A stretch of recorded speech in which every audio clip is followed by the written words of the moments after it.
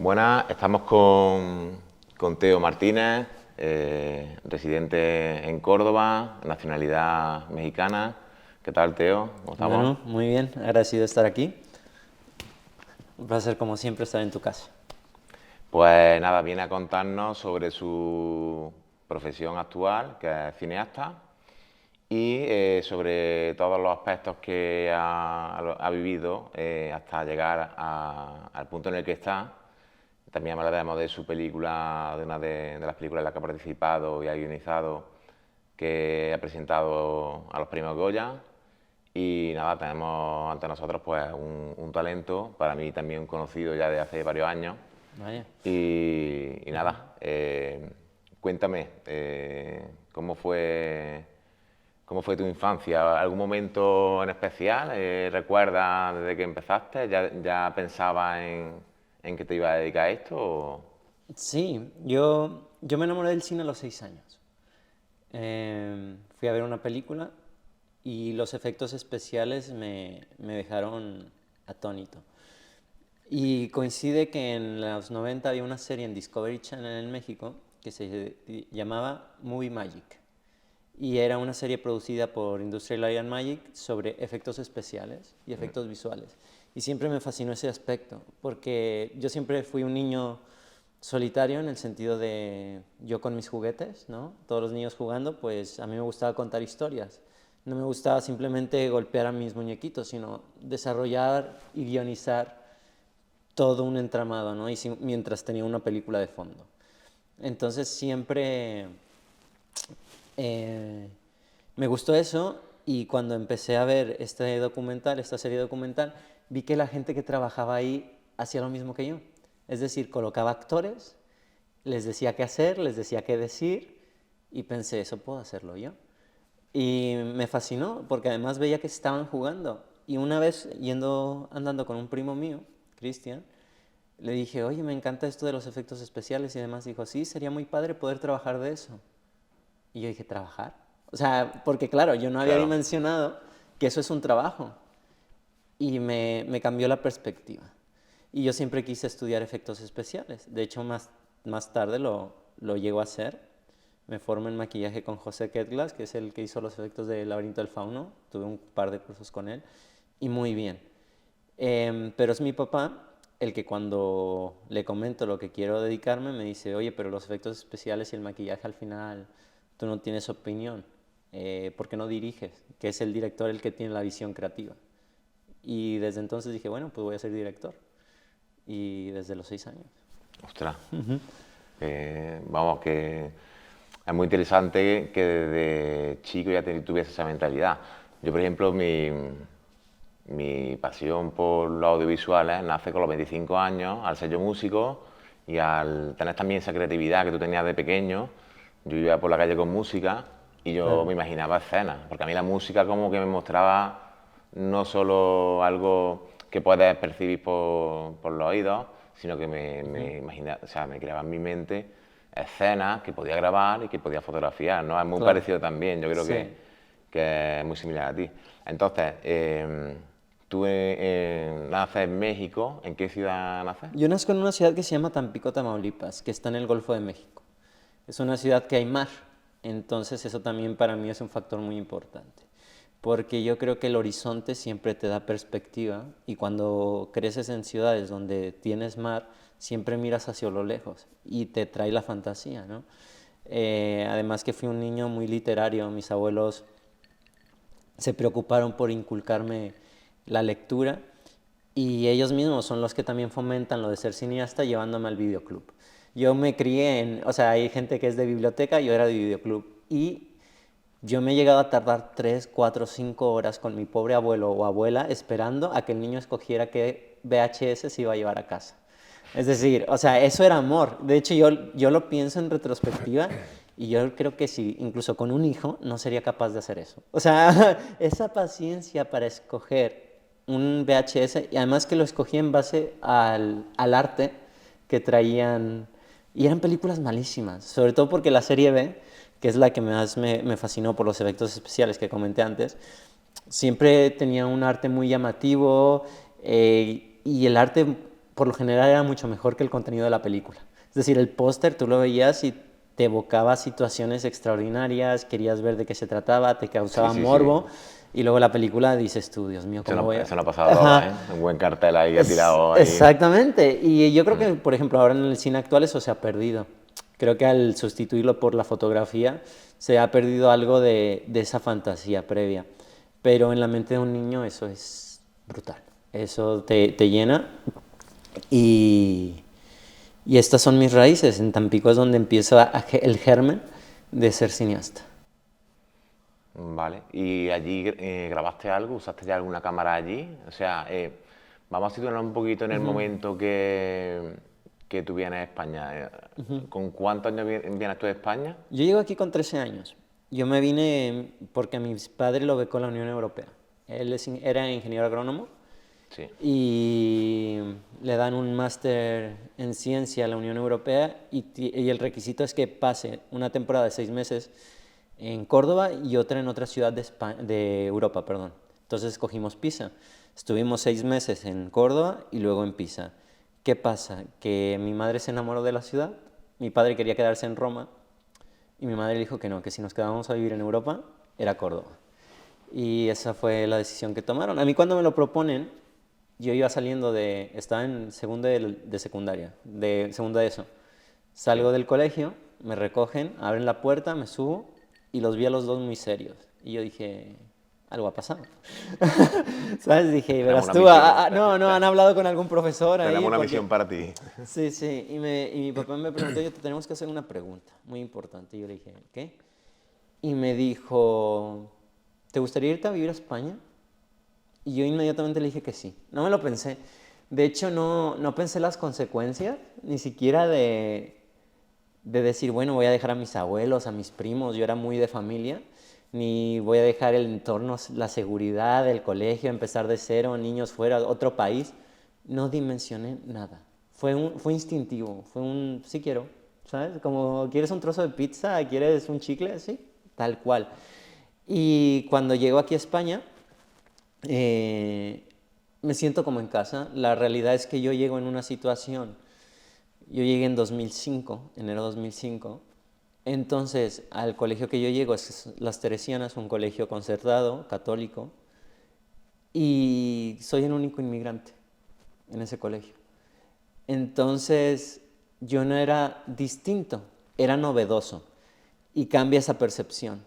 Es decir, yo recuerdo a mis compañeros recibirme con mucho afecto, como, con la sensación de algo nuevo, de que buscaban enriquecerse a través de lo que yo les podía ofrecer en conversaciones. Y me siento uno más, me siento muy integrado, tanto es así que todos mis amigos actuales, españoles al 100%, yo nunca tuve la necesidad de buscar gente latinoamericana o extranjera, Claro. que suele suceder con las nuevas generaciones, con la inmigración masiva que se produce de situaciones como lo que ha pasado en Venezuela o en Colombia, incluso en México ahora mismo, pero el mexicano tiende más a irse hacia el norte, hacia Estados Unidos. Pero no desconozco eso. Y de hecho yo mismo, por mi propia educación, lo noto peligroso. Peligroso en el sentido de cuando la inmigración siempre ha existido. O sea, aquí lo que le llaman la invasión musulmana del 711, pues al final era otro tipo de Sí, inmigración y duraron 800 años. De hecho, España en retrospectiva tiene menos tiempo, ¿no? claro. Pero bueno, se enriquece culturalmente siempre. Un ejemplo es la mezquita, ¿no? De la impronta que deja el que venga gente de fuera a algún sitio. Y bueno, yo no creo que esté mal. Mira, en Estados Unidos hay una figura que se llama el pachuco. El pachuco es en los años 60, 70, ese que viste como de gángster, el latinoamericano tal, que luego evoluciona en el cholo, ¿no? Y es precisamente por eso, porque hay una diferencia, hay un cultural. Claro. Y la manera de integrarse es ser esa amenaza que el de ahí nota. Entonces, es como tú piensas que soy una amenaza, voy a darte esa amenaza. Entonces ya se integran socialmente. Y eso no está bien. En España no debería pasar, pero la realidad es que también hay una distancia que es más que nada, es un velo, creo yo, con los países latinoamericanos, porque es lo que tú dices, es decir, yo hablo español, mi religión es la católica, mi forma de pensar es filosofía griega, mis bases constitucionales en México son derecho romano, es decir, todo está ahí, ¿no? Y mi moral es judeocristiana. Entonces, cuando todo está ahí, pero no se sabe valorar la riqueza cultural, nosotros podríamos ir desde Baja California Norte hasta la Tierra de Fuego en Argentina sin necesidad de cambiar de lenguaje. O sea, y eso es magnífico. Es 2 veces más que de aquí a Milán. O sea, podrías recorrerte Claro. Europa entera sin cambiar de idioma. Esa riqueza no la tienen otros idiomas, bueno, salvo China, ¿no? Pero es por el número de habitantes o en la India. Sí, por extensión. Ajá, exactamente. Pero culturalmente es que todos somos lo mismo. Y lo que tú dices, es decir, si a mí alguien por la calle me insulta, yo se la puedo decir y le digo, la tuya. Y le voy a entender perfectamente. Exactamente. No, bueno, sabes Argentina. Y eso también es riqueza cultural. Y yo creo que esas cosas que nos unen son mucho mayores que las diferencias que nos separan. Incluso dentro de Latinoamérica, del mexicano, del argentino, o el chileno, o el venezolano. Yo creo que somos lo mismo. Hombre, viniendo de México, todavía, o sea, no estaba tan arraigada lo que es la inmigración como ahora, que es Ajá, tema de todos los un días. descontrol ya enorme. Pero claro, viendo allí, teniendo una buena acogida y demás, pues bueno, no hubo trauma, ¿vale? De decir, dejo No, mi para zona nada. de toda la vida. Además también una etapa muy importante, porque es la adolescencia, es la etapa que Vaya, se construye la la persona. persona, sí. Y llegar aquí, bueno, y la aceptación es buena, pues hay buena señal. Aquí, cuando tú llegas, me dijiste que estaban en el Colegio de las Teresianas, ¿no? Sí. ¿Cómo engancha, digamos, tu proyecto de quiero ser cineasta? Vale, yo te comento. Mis padres se separaron cuando yo nací. Entonces yo a mi padre lo conozco con 11 años y regresan en un periodo de un año, cuando yo tengo 12, y a la nada es cuando me proponen venirnos a España. Para ellos era un proyecto de recomenzar y mi padre era un hombre bastante distante. Era un intelectual, un enamorado del mar y las estrellas, pero como buen intelectual frío. Y no había sido papá durante 11 años. Y de repente se encuentra con un preadolescente, ¿sabes? Con un puberto. Y fue una época dura en ese sentido, porque era un niño burbuja, me crié con mi mamá, con mis abuelas, con mis tías, y todo era protección para Teo. Entonces, mi padre quiere tratarme como su hijo y a mí me resulta chocante, me exigen unas cosas que nunca me habían exigido y unos comportamientos que yo nunca había tenido que tenerlos. Entonces fue una cosa muy dura. Pero es mi papá el que me regala mi primera cámara. Y era una Sony con discos. Y la realidad es que la cogía, pero, o sea, me regala la cámara, no me regala un ordenador para editar, ¿sabes? O sea, esa era la mentalidad de mi papá y él decía, pero es que ¿por qué no haces nada? Y yo, ¿cómo? ¿Dónde lo veo esto? Exactamente. Entonces, yo lo que ahí hacía era coger la cámara y con mis compañeros hacía documentales de los viajes de estudio. O sea, para mí, yo iba cogiendo las tomas que quería y el montaje lo iba haciendo sobre el mismo CD. Es decir, no editaba, sino que pensaba, vale, quiero un plano de la torre de la Catedral de Jaén. Grabo 5 segundos y luego voy a grabar a mi compañero hablándome a cámara. Y esos fueron mis inicios. A los 17 años aparco todo lo de cineasta porque viene el proceso del bachillerato y viene la selectividad y me vuelco en irme a otra rama totalmente distinta, que es derecho. Y ahí era un constante conflicto emocional porque estoy estudiando algo para complacer a mis padres que no me está complaciendo nada a mí. Y yo la música siempre la he llevado por dentro, o sea, el ser cineasta, el poder estar en un set, siempre había sido un objetivo. Pero la ventaja es que dentro de España, los amigos que hago son igual de frikis que yo, en el sentido de que cada uno de ellos hasta la fecha siguen siendo creativos. O sea, mi mejor amigo es diseñador gráfico. Y ellos son los que apuestan por mí en el sentido de decirme que no renuncie al sueño de ser cineasta. Y mi padre llega un punto en tercero de carrera de Derecho que yo le digo, mira, ¿sabes qué? No puedo. Me estoy ahogando en esta carrera. Y él me lo advierte, que si voy en serio con el cine tengo que ir en serio y sin mirar atrás. Y me cambio de carrera a historia, porque le vendo que es una carrera que me va a dar mucho más cultura para emplearla en mis futuros proyectos cinematográficos. En historia estoy 2 años, de los cuales, mientras estoy estudiando historia, estoy haciendo cursos de maquillaje aquí, en Madrid, estoy formándome por mi cuenta, leyendo mucho, viendo muchísimo cine, es la época de mi vida que más cine he visto. ¿Tú te trasladas a Madrid para estudiar historia? No. Yo te cuento. Claro. Yo estaba estudiando historia aquí en Córdoba, pero el curso de maquillaje era en Madrid. Entonces, yo cogía el autobús de la 1 de la mañana, ¿vale? Me iba a Madrid, los días que tenía clase, que eran 2 o 3 veces por semana, dependiendo de la semana. Me esperaba la clase, daba la clase, volvía a Córdoba y luego al día siguiente iba a la clase de historia. Ajá. Pero sarna con gusto no pica. Era una paliza, de verdad. O sea, pero yo, bueno, ahí el niño paseándose por Madrid, ¿sabes? Y además que para hacer esos cursos tenía que trabajar. Me metí en la sureña, que se me daba fatal. Yo soy muy torpe con las manos. Tú imagínate a mí con una freidora. No. O sea, horrible. Pero pagué las facturas de mis cursos. Mis padres me apoyaron, sobre todo mi mamá en el aspecto económico más que mi padre, porque mi padre era de, búscate la vida, y mi madre era la de, venga, vamos allá, ¿sabes? Entonces, claro, poli bueno, poli malo, pero los dos los vas mareando y al final les respondes, ¿no? Y les respondes comprometiéndote con lo que siempre has dicho que te quieres comprometer.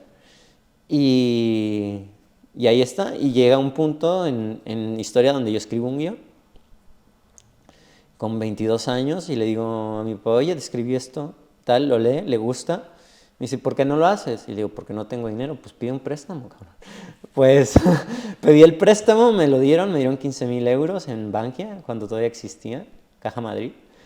Y mi familia me presta el resto. Entre mi padre, mis tíos, mi madre, logro juntar 30,000 euros y tiro para adelante con un proyecto que se llama Nunca jures por la luna. La película, yo la veo con retrospectiva y encuentro fallos en el sentido de mi narrativa propia como autor, ¿no? ¿Era una película que tú salías como actor también? No, yo solo tuve un cameo. Vale. 2 segundos. No. Vale. Para esto ya también había hecho algunos cursos de dirección y demás. Y antes de hacerla, con 23 me voy un año a Nueva York para poder formarme como director en New York Film Academy y poder dirigir la película. Pero la realidad es que no hay una manera genérica de aprender a hacer cine, no hay una manera académica de aprender a hacer cine, por mucho que haya escuelas de cine y nos lo vendan. Yo he estado en varias, he visto los programas, me he estudiado varios programas y la realidad es que lo que vas a encontrar es la experiencia de tus profesores en set. Te pueden transmitir la disciplina para trabajar, ¿vale? Claro. Pero el cómo hacer cine lo aprendes de manera autodidacta siempre. Lo aprendes en rodaje, lo aprendes viendo tus planos, viendo qué funciona y qué no, qué línea funciona y qué no. Los actores, es un global. El cine es colaborativo, pero no es democrático. Eres tú el que tiene que dirigir y tener una visión clara de lo que estás buscando. Entonces, Nunca jures por la luna es un primer proyecto. Y tengo una frase que lo definió muy bien de uno de mis mejores amigos, que ya hablaré más tarde de él, Francis, y me dice, fue a verla al estreno que tuvo, y me dijo, mira, más allá de ser buena o mala, es ambiciosa, y así tiene que ser una ópera prima. Y esa fue la mejor reseña que alguien me pudo dar. Y después de eso, yo vi mis carencias también como cineasta. Entonces me empiezo a formar de nuevo y me inscribo en una diplomatura de cine que dura 2 años, la termino y después me meto en un máster para aprender la parte teórica que siento que todavía me falta, ¿no?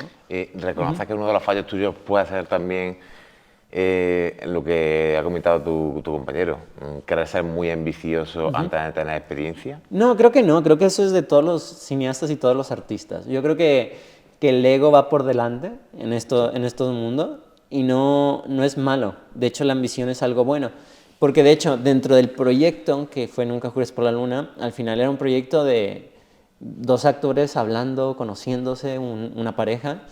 No era una ambición desmedida de quiero meter efectos especiales, quiero que aquí explote. Pero digamos para nosotros que realmente, pues bueno, o sea, digamos que queremos imitar 30.000 euros, muchas veces para nosotros es mucho, ¿no? Claro. Independientemente de que para el último anuncio de la Junta de Andalucía se han gastado 40 millones de euros. Exactamente. ¿Vale? Pero para nosotros 30.000 euros es un mundo. virguería, ¿sabes? Sí, sí. Decir, tal. Lo que me quiero referir es que quizás no hubiera dicho, coño, me tenía que haber hecho cosas más simples. Sí. Hasta llegar aquí y decir, voy a hacer mi primera inversión, que... no lo sé. No lo sabes. No lo sé, porque... ¿No te lo has planteado? Me lo he planteado muchas veces y luego me arrepiento y digo, lo que haría yo ahora con 30.000 euros. Pero la cuestión es que yo no llego a ser quien soy si no me doy ese batacazo. Porque yo una vez que hice la película dije, ahora la voy a colocar aquí, se va a ver en festivales, tal... O sea, tuve éxito en algún festival, me llevé algún premio, pero no tuve el recorrido que yo esperaba. Conocí gente muy interesante en el camino, por supuesto, mentores, amigos, aliados, gente que no quiero volver a trabajar nunca, pero eso es lo normal. Y sobre todo, creo que lo bonito fue descubrir con 24 años que eres capaz de dirigir y llevar a puerto y cumplir. Para mí eso fue la experiencia, es decir, si el dinero se invirtió y se hizo el proyecto y se hizo bien de acuerdo a ese presupuesto. El problema de guión o fallo narrativo ya es propio, pero lo que es la ejecución fue correcta, entonces a mí es lo que me importa, viéndolo en retrospectiva. Y es ese fallo lo que me hace, te digo, irme a formar. Y es donde entro en un proyecto mientras estoy estudiando para pagarme los estudios de cineasta que se llama Tras la Cámara. Y soy cineasta. Que ahí, a partir de ahí también te conozco a ti. Yo te conocí a ti, me acuerdo. De hecho, has estado hablando antes, me vino el lazo, ¿vale? Era un cortometraje que le hizo nuestro conocido Pablo León. Sí. Se llamaba Entre tus venas o algo así. Vamos, la primera imagen que yo tengo de tuya es metido en una bañera llena de sangre, así. Totalmente. Pero al final no estreché relaciones con él hasta más adelante, que ya nos conocimos más, hicimos algunos trabajos juntos y demás. Pero mira, ahí está la belleza de la vida, ¿no? Yo a ese cortometraje llevo por Mar Ramos, que es la actriz de mi película. Y después de hacer ese cortometraje, me vuelco, te digo, me metí de escritor de crítica cinematográfica. Porque con mi currículum, pues, ya más o menos se ha compaginado con el tema de académico y escribir reseña cinematográfica. Ahí conozco a Aaron Amat, que es el director de este proyecto, el dueño de las páginas, una página de Facebook que lleva a tener 1.400.000 seguidores. Soy cineasta, tuvo 800.000. Y a Aaron lo conozco por Blake, porque está Blake Zúñiga, cineasta mexicano, falleció este año. Lo seguíamos todos, vamos. Incluso gente que no se dedicaba, toda la gente de visuales lo seguíamos, tanto en Facebook como en Instagram. Y mucha gente que tampoco no se dedicaba a los audiovisuales, que le gustaba simplemente el cine, ponía cosas muy interesantes y era uno de los mayores blogueros de cine de todo el mundo, de habla hispana. O sea, yo siempre le decía, cabrón, no has hecho nada y has hecho todo. Porque él tenía muchos proyectos siempre y era cortometrajista. Siempre se centraba en eso y tenía un proyecto que le quedó pendiente de un largometraje que se llamaba Persiguiendo al Amanecer. Muy bonito el guión, me lo llegó a pasar y Y lo que me gustaba de él es que era una persona muy cercana y te hacía ser partícipe. Entonces yo estaba en un directo, lo escuché y le comenté algo y me respondió. Sí, respondía a todo el mundo. Ajá, exactamente. Y me dijo, hablamos por privado. Y ahí me dijo, oye, güey, parece que sí sabes de cine. Y yo como, menos mal, güey, después de arruinarme 30.000 euros y pagar cursos y demás, algo me gustaría creer que sé. Y me invita a colaborar y me presentaron a Matt, que es el dueño. Y muy bien. Aaron y yo mantuvimos una buena relación, nos caímos bien. Y me invita a ser editor jefe de su página web. Y tengo que tener control de los chicos detrás de la cámara, a nivel redacción. Y lo bonito de todo es que era un proyecto internacional. O sea, había gente de México, Venezuela, Chile, Ecuador, Salvador, Argentina, España. Y conocí a muchísima gente. Luego Blake se muda aquí a España, una temporada a Alicante, y hacemos varios proyectos juntos, y él me consigue trabajo como fotógrafo para una productora italiana. Entonces yo estoy viajando de vez en cuando a Italia a hacer fotografía de evento, de modelaje, sí. Y a partir de ahí ya empieza el teo profesional, ¿no? Ya dejo un poco aparcado lo teórico para retomar un poco lo del tema de la foto. También es verdad que nunca jures por la luna. Mi papel, mi certificado, mi título pone director y guionista. Y la incursión a la fotografía la hago después, ya que había hecho una inversión. Yo no hice lo que suele hacer la gente, que es gastarse todo el dinero en el proyecto. Yo lo que hice fue, mitad del dinero la gasté en equipo y la otra mitad en el proyecto, porque yo querría rentabilizar. Entonces, todo el equipo que tenía, la manera de rentabilizarlo, para mí en una primera instancia había pensado bodas. Nadie me llamaba por una boda, pero me empezaron a llamar unos amigos para hacer cortos, porque me dijeron, bueno, tú estudiaste, algo sabes, y yo no tengo ni idea de foto. Y de hecho hay muchos cortos que he arruinado a nivel fotográfico, pero precisamente al ver mis fallos y al tener críticas muy duras por gente a la que yo admiro mucho, me hacen ponerme a estudiar fotografía por mi cuenta. Y estudiar fotografía por mi cuenta es irme y hacerle fotos a una planta a distintas horas del día para entender cómo funciona la luz solar. Luego a mis figuras de colección o a mi madre, siéntate aquí y voy a probar varios esquemas de iluminación. Yo mismo. Es decir, en mi casa todos han sido conejillas de indias. Y eso es lo que me hace quererme formar como fotógrafo y director de fotografía. Además que en Córdoba, el poco nicho cinematográfico que hay a nivel laboral, todos son directores y guionistas. Entonces era muy difícil encontrar directores de fotografía, que los hay también, pero no es tan abundante, ¿no? Y son muy buenos. Pues decido dirigirme a eso, porque dije, bueno, si hay directores o gente que quiere ser directora, van a necesitar un director de fotografía. Y me empiezo a estudiar y a formarme con foto, ensayo en RAW, que eso sí, la fotografía también siempre fue complementaria en mi vida diaria. Yo tenía una cámara. ¿La Fuji era? No, la Sony. Yo siempre he trabajado con Sony desde chiquito. Mi padre me regaló una. Y cuando llegamos a España, el fotógrafo de los viajes era yo. Entonces, han estado siempre en paralelo. Lo que pasa es que yo no era consciente de la importancia. O sea, obvio, es cine, son 24 fotogramas, son fotografías que van pasando. Pero a nivel conciencia no había dimensionado la importancia de la luz, de la composición, de todo. Y empiezo a descubrir un mundo. Y me inquieta y me apasiona y esa sensación de ser tú el que está construyendo esa imagen de la que después te enamoras, pues me gusta mucho. Y de hecho ya es mi sello, ¿no? El volcarme en eso. Y mientras estoy tras la cámara, escribiendo como crítica cinematográfica y demás, pues te conozco a ti en el corto. Me invitan a participar trabajando en proyectos de la BBC, bodas, bautizos, comuniones. Sí. Y es una manera que... Bautizos y comuniones no, tío. Bodas directamente. Sí, era bodas porque, tío, es verdad que sí, las madres Sí. Se ponen, ¿sabes? Con su hijo, tienen que salir guapísimos. Yo solo he hecho Y son los mejores. yo solo he hecho un bautizo y Yo nunca más. he hecho alguno, Y nunca más, nunca más. pero no, las comuniones creo que es lo peor, ¿vale? Sí. Sí, es verdad que compartimos una etapa juntos. Me acuerdo que tenías tú Sony. eh, y que hicimos bastantes bodas y que una temporada tal. Había otra persona también Sí. que nos unía un poco también, Claro. el innombrable, ¿vale? Sí, sí, sí, sí. Y tras el innombrable, pues ya tras toda la movida, otro día la contaremos, ¿vale? Que no, Sí.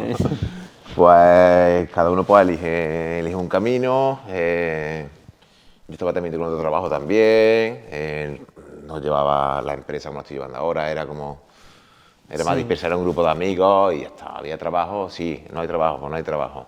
Claro. Estaríamos hablando de 2017, por ahí, 2017, ¿no? sí. De hecho, yo ahí en esa época la recuerdo muy bonita. A mí no me gusta tener sensaciones de tristeza, ¿no? Con el pasado. No, al contrario. Al contrario, fue una época de crecimiento personal muy fuerte, porque en las bodas, o sea, y esto es una invitación a cualquier persona que se quiera dedicar al cine y que se le caigan los anillos, ¿no? Cuando dicen, no hay bodas. Yo creo que las bodas son la mejor masterclass Buah, que hay y encima te están pagando a ti. que es muy importante. Aprendes muchísimo, muchísimo y aprendes logística, tiempos, hacer tú el hombre orquesta, pero tiene Sí. que salir bien, porque yo creo que los peores clientes, creo que los clientes de las bodas son más duros que los productores de los estudios. Algunas veces. Sí, algunos sí, ¿no? ¿Sabes? Hombre, es verdad que toca muchos palos, toca la creatividad en casa de los novios, ¿vale? Cuando se están vistiendo, ¿vale? Ese ritual que tenemos de vestirnos, de tal, antes de las bodas, que si ponernos tal, no sé cuánto. La parte artística está en casa de los novios, ahí tienes que quebrarte la cabeza, te encuentras diferentes situaciones, lo mismo te encuentras un hotel que es espectacular, que te encuentras una casa Que no tienes espacio. decorada con... Del siglo pasado. Exacto, Sí. y que no tienes espacio, que tienes que quebrarte la cabeza porque tiene un punto de luz que es la ventana y tal, ahí aprendes muchísimas cosas. Luego, una ceremonia, ¿qué aprendes? Pues aprendes a trabajar con los compañeros, aprendes a que si mira a un compañero sabe lo que tiene que hacer, ¿no? Exactamente. Aprendes, digamos, una grabación multicámara Sí. y cada uno tiene su función y no puedes improvisar. No es una parte artística como Casa de los Novios, es una parte técnica. Sí, Y muchas correcto. veces yo creo que en los cortometrajes tiene que haber una parte técnica que diga, oye, de Muy aquí no dura. nos podemos salir, ¿vale? No te flipes y no te montes tu paja a la cabeza que esto se va a hacer Sí, así, ¿no? y yo tiendo mucho a ser el que se monta los pájaros en la cabeza. Y muchísimo. A mí se me va la olla un montón y a veces yo sé que desquicio a la gente. Pero te digo, fue una época muy bonita y me permitió seguirme formando. O sea, Aprendes mucho. y me cundió muchísimo. Y cuando llega el punto de separación, porque se dan distintas situaciones dentro de la estructura interna de tu vida personal, de la mía, y yo me aparto un poco también de nuevo para empezar con un proyecto personal que es New Films, porque tras la cámara Aaron Amat la vende toda la marca, vende Soy Cineasta, vende todo, y se centra en hacer fotografía de stock. Entonces, es tiempo de reinventarse. Y yo me meto con Blake en un proyecto personal de los dos que se llama New Films. New Films. Que es lo mismo, pero gestionado por nosotros. Y en cuestión de un mes llegamos a tener 150,000 seguidores. Que no estaba mal, porque ya había mucha gente que traíamos detrás la cámara. Está muy bien. Y, y sigo dedicándome a la crítica cinematográfica, llegué ya a tener contratos con TNT para poner spots dentro de la web, de nuevas películas, con Warner ya nos mandaban los trailers, es decir, iba bien encaminado el proyecto. Lamentablemente algo pasa que alguien denuncia la página en Facebook y Facebook ante esas situaciones directamente te cierra la página. Tú luego puedes apelar, pero es muy difícil que te contesten, porque a ellos no les gusta mojarse. Directamente es como, mira, si ha pasado esto, mejor le hacemos caso, ¿sabes? O sea, no eres culpable hasta que demuestres lo contrario, directamente eres culpable y ya está, y se olvidan. Entonces nos cierran la página, me cierran mi ingreso, porque yo toda la gente la llevaba desde Facebook, y también el poner videos, documentales, montarlos nosotros mismos. documentales de making of y reviews. Y entonces me quedo sin saber para dónde tirar. Y también se da una situación personal en mi familia, que es mi abuela. Mi abuela le da un ictus en México y mi padre se la trae a España. Entonces alguien se tiene que quedar con ella. Y mis padres tenían una clínica, ellos siempre han sido emprendedores aquí, y una clínica de medicina hiperbárica, entonces yo soy el que más o menos gestiona todo en casa. Me quedo con ella y pues tengo que buscar un trabajo de media jornada y me meto en un estudio chiquito también de Córdoba, que es la Germán. Sí, con Alejandro, tío. Con Alejandro Jurado, que es hasta la fecha uno de mis mejores Sí, amigos. nosotros también trabajamos con él y demás. Sí. Y es una persona que siempre ha tenido claro su marca y su tal, y yo desde primera hora sabíamos que no íbamos a acabar juntos porque él tenía su meta en su cabeza, ¿sabes? Y eso lo sabes cuando realmente es una persona que le tengo mucho cariño, la verdad. Yo, en verdad, cuando me enteré que entraste con él, porque realmente Sí. lo vamos a hablar aquí abiertamente, él dentro de Córdoba se puede decir que somos competencia como tal. Sí. Pero tampoco podría decir que es competencia 100%, porque es que realmente estamos En nichos distintos. en nichos distintos, estamos dos gatos o tres, ¿sabes? Que es que no hay nadie. O sea, Mira, es yo... que alguien tiene que haber, ¿sabes? Y yo agradecería que no solo a él, sino que hubiese más gente, que el cliente pudiese elegir y que se transmitiese los valores del audiovisual a mucha más gente, porque la gente al final no apuesta por los audiovisuales. O sea, cree que grabándolo con un móvil va a tener la misma repercusión, y son empresas a lo mejor que muy tochas, o cualquier tipo de grabación que la gente se cree que grabando con el móvil lo va a conseguir. Sí, o que su primo tiene una cámara que a ver si se la saca y es como, Sí, bueno, no, pues pero ya está. entonces, claro, a nosotros nos beneficia, aunque sea competencia, a nosotros nos beneficia que Alex siga trabajando. Sí, claro. Y que salgan bastante como Alejandro o salga bastante como nosotros. Sí, Como mira, Manolín, ¿no? yo te digo, Alex lo quiero un montón. Es mi mejor amigo ahora mismo. Y él, lo que tú dices, concuerdo 100%, tiene una visión muy clara. Una visión empresarial que le ha hecho posicionarse donde está, en el nivel audiovisual de Córdoba. Y el tiempo que estoy con él, pues yo intento traer mi parte creativa al estudio y crecemos juntos, ¿no? De hecho, yo siento que mucho de mi crecimiento personal ha sido dentro de Blager Media, y mi crecimiento artístico y creativo. Llega un punto a nivel personal donde yo ya estoy en otra etapa en la que tengo estancamiento profesional, intelectual, curiosidad intelectual. Claro. Y se lo comento, entonces la solución era ser socios, o que cada quien tomara un camino distinto, ¿no?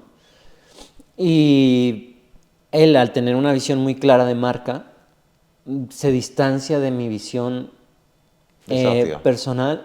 ¿Perdón? De socios, ¿no? De socios, sí, porque yo estoy más enfocado o sea, hay gente que coge a la marca como una sombrilla que los protege, que los respalda, y es igual a un sello de calidad. Y para mí es al contrario. Son las personas, el creativo, el que hace crecer a la marca y el que enriquece a la marca. Son visiones distintas de verla. Claro. Ajá. Que no es que una esté bien o la otra correcta. Yo creo que de hecho las dos funcionan en paralelo bien, y de hecho hay un punto medio. El problema es que nosotros no supimos gestionarlo o lo que sea. De hecho, seguimos trabajando juntos. Ahí ya estamos hablando de la primera colaboración de su casa con la mía. Yo me separo y formo Mojado Films. Y ya estamos viendo la posibilidad de hacer una coproducción. O sea, no es que hayamos roto y ya no quiero verte más. No, al contrario. Esto nos potencializa al que ya hay coproducción. Es decir, ya somos dos fuerzas, ¿sabes? Claro. Que ahí se nota también la madurez. Sí. Esto te pasa con 20 años, sí. Y vas... Y eres mi enemigo y voy a destruirte. Muerte, ¿sabes? No. Al final te das cuenta que siendo una persona que ayuda a otras personas del gremio, obtiene beneficios. Y yo me he dado cuenta con mi empresa también, que al final obtiene esos beneficios colaborando con los demás y tal. Hay gente pues, que las puede llamar para ciertos trabajos, y gente que no las puede llamar porque a lo mejor están especializados en otra cosa. Sí. Pero al fin y al cabo, Mira, yo te... el ir sembrando Sí, al final buenas recoges. acciones, al final recoges, a lo mejor no recoges de esa persona, pero a lo mejor recoges del otro. Sí. Entonces yo creo que esa es la mentalidad que te vamos a tener aquí. Córdoba es un pueblo, la gente habla mucho de la gente, hay muchos aspectos que Y corregir, además ¿no? te voy a decir Pero algo. sobre todo la persona que avanza y la persona que... Hay muchas estrategias de marketing, evidentemente, hay muchas formas de venderse, pero la persona que avanza es una persona criticada y una persona que tal, mientras tú estás mirando a la otra persona, estás mirando tu camino, y eso a mí me choca un poquito, ¿no? Entonces, yo, por ejemplo, cuando Ale o tú presentáis películas, web de rodaje y tal, hay una parte de mí que dice, hostia, esta gente ha llegado hasta aquí y yo no he llegado hasta aquí. Pero luego te das cuenta con la madurez que ese no es tu camino. Claro. Que ese es el camino de ellos que han elegido por el cine. Nosotros no estamos tirando por el cine, por la rama del cine. Aunque no descarto el día de mañana pues hacer algo, ¿no? Claro. Porque al final dejas tu huella aquí. Sí. Pero en ese aspecto, el darte cuenta de, coño, esta gente ha elegido un camino Sí. y nosotros tenemos otro camino, no es el mismo camino, no me tengo que tal, y yo me tengo que alegrar por ellos. O sea, en el momento que yo empiezo a alegrarme por decir, coño, es que me alegro que estén ahí. Ahí es a donde voy con el tema que mencionaste antes de la competencia. A ver, evidentemente cuando necesitas subsistir y tú tienes una empresa que coge el mismo tipo de proyectos, hay competencia. Pero, por ejemplo, uno tiene gusto. Entonces tú puedes comerte una hamburguesa del Goico, puedes comerte una hamburguesa del McDonald's, que ambas son franquicias, pero son distintas. O puedes ir a una hamburguesería artesanal, que sea única. Entonces, realmente no hay competencia, hay variedad, ¿sabes? Yo creo que la competencia la gestionamos nosotros y la verdadera competencia debería ser con nosotros mismos. O sea, yo estoy compitiendo por ser mejor yo como director de fotografía, como guionista. A mí me resulta algo curioso, ¿no? En el tiempo que me llevo dedicando a esto, incluso como estudiante, cuando un compañero presenta un proyecto en clase, pues siempre era es que fulanito, claro, es que sus padres le dieron no sé cuánto para hacer este corto, es que tal, es que siempre se buscan excusas y justificación de por qué tu trabajo es más mediocre. Analizando perfiles, yo de fotografía, Sí. evidentemente, esto es como una maratón, ¿vale? Claro. O una carrera de fondo. Hay gente que empieza 1 kilómetro adelantado, ¿sabes? Te quiero decir. Sí. O sea, todo el mundo no tiene las mismas probabilidades. Todo el mundo, yo por ejemplo en mi caso empecé trabajando en un parque de bolas para comprarme mi primera cámara y mi primer ordenador. Sí. A mí en ese aspecto tal, pero claro, también puedo decir, bueno, es que en mi carrera me la pagaron mis padres, me pagaron 3 años de privada y luego me fui a la pública. Sí. ¿No? Porque me daba exactamente igual acabarlo en un sitio o en otro. Lo que te quiero decir es que todo el mundo, en todos los trabajos, en todos los proyectos, en todas las empresas, no empieza desde el mismo punto de partida. Hay gente que empieza ya con un capital tal, con unos contactos X, y esto en el cine también pasará igual, ¿no? Claro, o sea, tú te pagas una Skype, son 10.000, 11.000 euros al año. ¿Quién puede permitirse eso? Y cuando a mí me mencionan eso, o incluso, por ejemplo, el curso que yo hice durante un año en Nueva York, o sea, yo soy consciente de los precios. Pero yo no puedo responsabilizar a mi suerte, ¿sabes? Del éxito que tenga antes o después. Por ejemplo, yo tengo muchos compañeros que hicieron el mismo curso que yo en Nueva York y ninguno ha seguido adelante con el cine. Porque hicieron el curso, se desencantaron o intentaron hacer el primer cortometraje, no funcionó y lo dejaron. Y se dan muchas situaciones, quizás lo retomen más tarde, quizás no. Pero yo creo que la teoría es la básica, es la misma. Y el problema es que la gente no se conforma, sino que se estanca en ese recelo. Porque, mira, que es lo que te iba, yo muchas veces lo que veo con los proyectos universitarios, académicos o a nivel profesional, cuando empezamos a criticar a otros compañeros, ¿no? Yo antes que ser cineasta, soy cinéfilo. Entonces yo siempre pienso, ¿por qué me va a doler que tú seas el próximo Pedro Almodóvar? si puedo disfrutar de tus películas? Claro. ¿Ah? ¿Por qué me va a doler si me puedes dar una historia que me conmueva? Me duele cuando no lo haces bien. A mí personalmente, cuando veo un compañero que me enseña sus trabajos y veo que si hubiera cogido el esfuerzo de mover el foco 3 centímetros o repasar el guión 2 veces con el actor antes de ponerse a grabar, eso a mí me duele.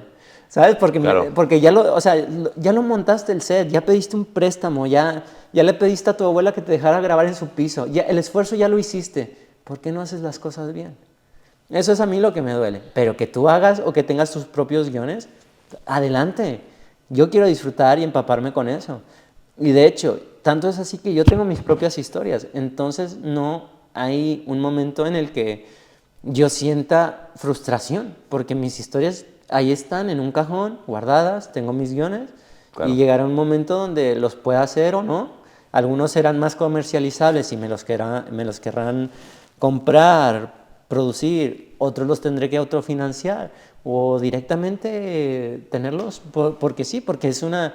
Cuando eres creativo tienes que sacarlo, o sea, la Claro. pulpa, ¿no? Tienes que exprimir. Y cuando eres pobre, lo más barato es escribir. Entonces es ahí cuando uno empieza. Entonces, pues escribe, visualízalo en papel y coméntalo y háblalo y vete a sitios donde se mueva la gente que tiene las cámaras. Claro. Lo Y que yo te hazlo. quería comentar antes, hay una frase que dice, cuando todo se complica, no se aplica.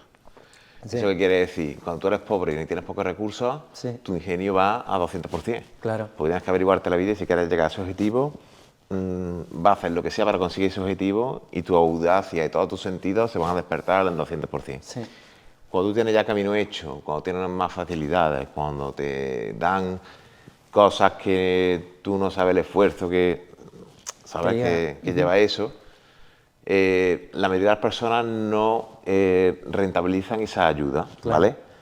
Pero el que tiene esa ayuda y la rentabiliza, ese es son los que hoy podemos ver en el top Sí. del cine, en el top de dirección y en el top de tal, porque entiendo que habrá gente que habrá empezado, lo que te he dicho, la carrera, Sí, con 1 kilómetro por delante, Claro. pero habrá gente que habrá empezado de cero.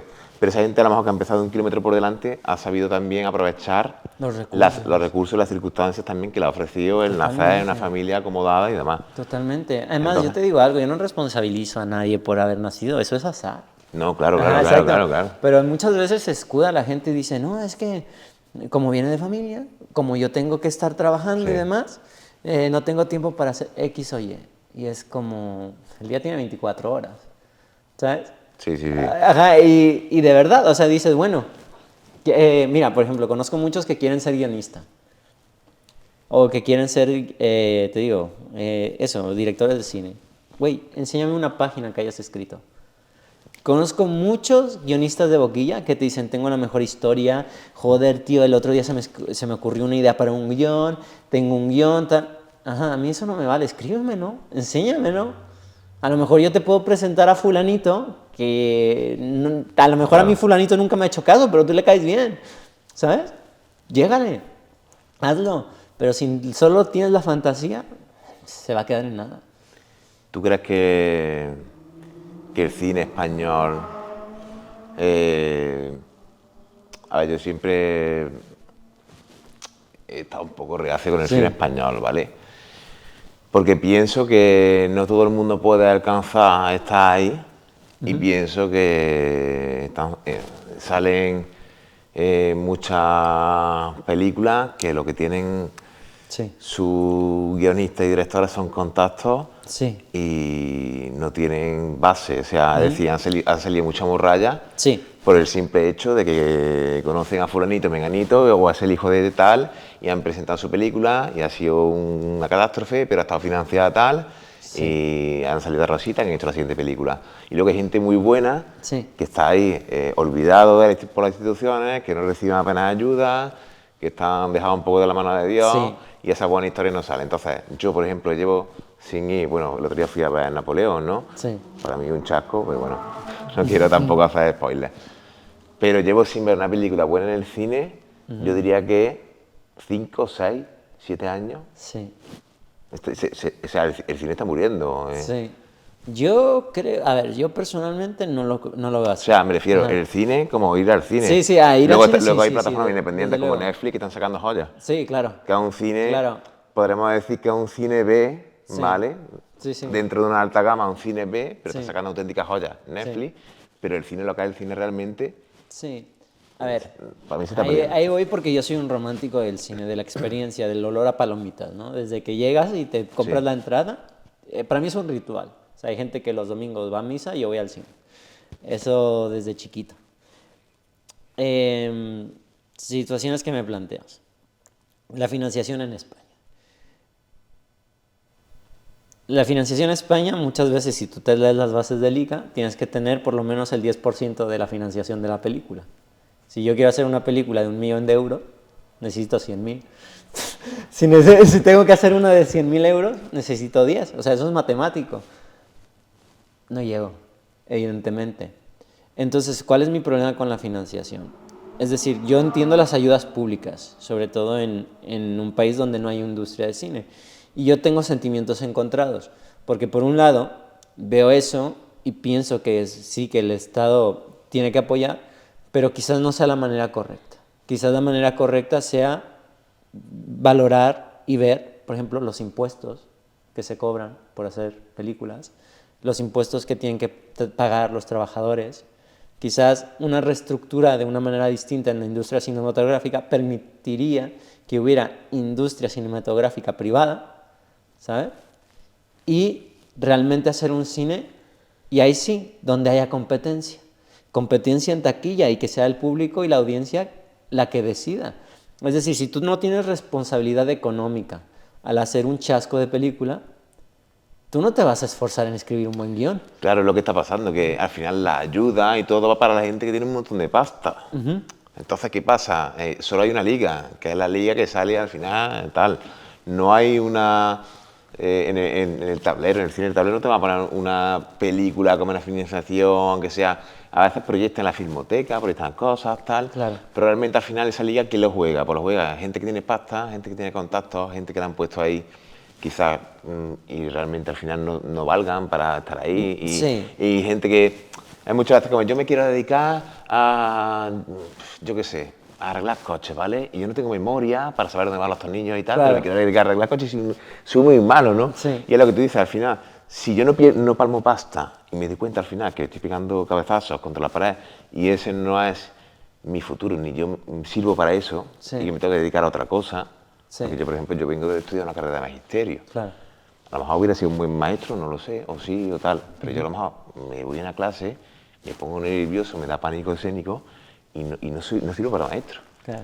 Entonces, hay que saber también cuando uno no sirve y no, y eso cómo se ve. Pues si tú financias una película que tú has tardado, has requerido un esfuerzo en conseguir ese capital para financiar esa película y te lleva un chasco y te Sí. viene una deuda de no sé cuánto que vas a tener que seguir pagando el Sí. crédito de Hombre, yo CTLN te o de digo tal. algo, ahí, a ver, Ahí tú aprendes y tú dices, coño, no, por aquí no, me tengo que formar en esto, haz autocrítica, tal. Si tú una película que te autofinancian, que coges sponsor porque tu padre conoce a fulanito, menganito de la siguiente empresa, que tú eres una cara conocida y tal, y fallas, y te da igual porque no te ha requerido ningún esfuerzo, porque no has trabajado para conseguir ese dinero, Sí. vas a hacer otra película igual de mala y vas a sacar otra película igual de mala, con mucho marketing, con mucho tal. Y yo creo que al final Sí. eso es lo que me estoy encontrando ahora mismo en la cartelera de los cines, tal, me refiero desde mi punto de vista. A ver, y ahí es donde se pone complicada la cosa, ¿no? Porque evidentemente para buscar financiación aquí en España, tanto privada como pública, pues está difícil. Porque no hay cultura. No hay cultura de que lo que hagamos rentabilice de manera económica. No hay cultura de que lo que hagamos no sea jugar, ¿sabes? O sea, se habla mucho de los titiriteros, muñequitos. Yo creo que el problema es que ninguno de las vertientes tiene razón.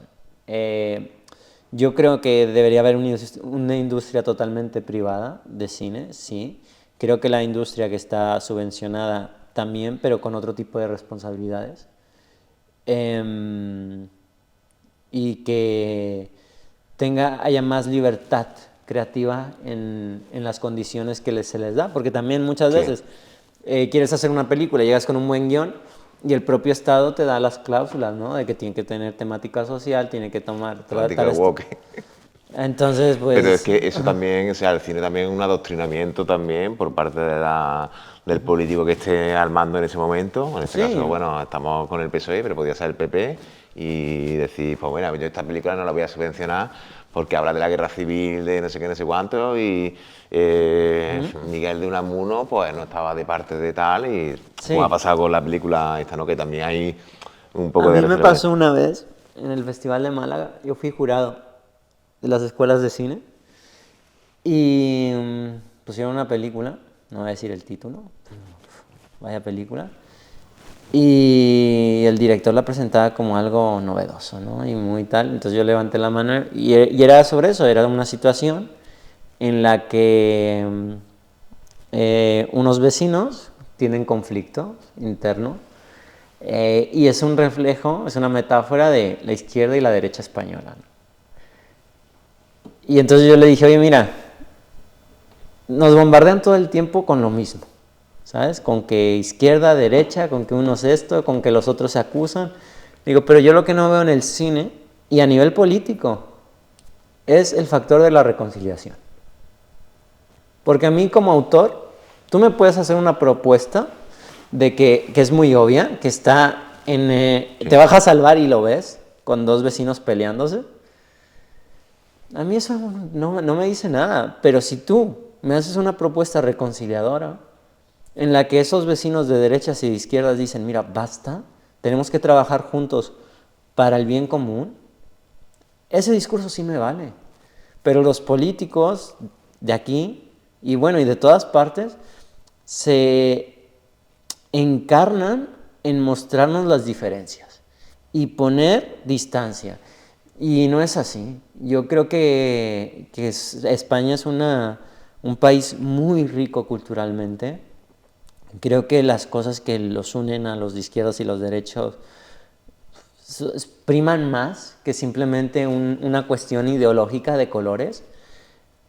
Y las cosas en las que se basan ya llegan a un punto de ridiculez. En el sentido de que yo personalmente no tengo familia que el Frente Popular o la República o demás hayan muerto por unos o los otros, ¿vale? Pero si la tuviera, tendría que aprender a vivir con eso. Tengo que sobreponerme a eso. Yo no puedo hacer que toda mi mentalidad, que todo mi sentir respecto a mi nación, al país que me da salud, educación y sol, ¿sabes?, me genere odio y rencor hacia mis vecinos. Claro, tú has llegado también aquí a España en una época ya que, sí, evidentemente, claro, no estás tan arraigado como nosotros, que mi abuelo, por ejemplo, combatió en el lado de Franco, y el abuelo de mi otro abuelo pues combatió en el otro lado republicano, y tenemos una familia ahí, pero mi abuelo al final... Sí, o que mi mujer, es que la familia de mi mujer es de izquierda, ¿no? Y la familia de mi mujer es de derecha, dices, tío.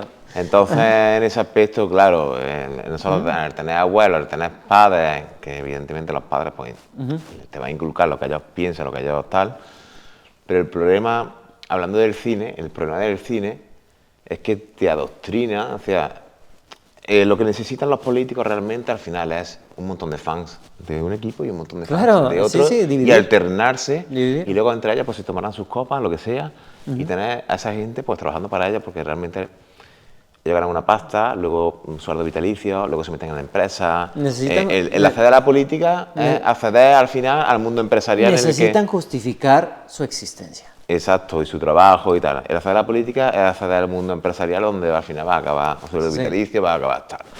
Eso es un chollo, ¿vale? Que realmente al final yo creo que se tiene que acabar, ¿vale? Sí, no, yo también. Independientemente de eso, necesitan dos equipos. Porque si no hay de equipo no hay confrontación, ¿sabes? Y no hay cambio de tal. Porque si solo hubiese un equipo, no habría que mantener a dos equipos. Claro, es decir, si solo habría que mantener, pues ponte a 100 diputados, no habría que mantener a 250. Claro, pero contra más equipos, más gente que mantener, y más amigos de amigos que mantener. Claro. Entonces, claro, ellos tienen que sostener eso. ¿Cómo lo sostiene? Con adoctrinamiento. Una temporada de unos que te toca y otra temporada de otros. ¿Qué pasa? Que cuando estás metiendo adoctrinamiento, cuando estás metiendo cultura woke, cuando estás metiendo feminismo rancio, cuando estás metiendo multiculturalidad y cuando estás metiendo un montón de factores que no van ni vienen con el guión, ni van ni vienen con la caracterización de los personajes, ni van ni vienen con nada, Sí. perdón por la presión, te estás follando.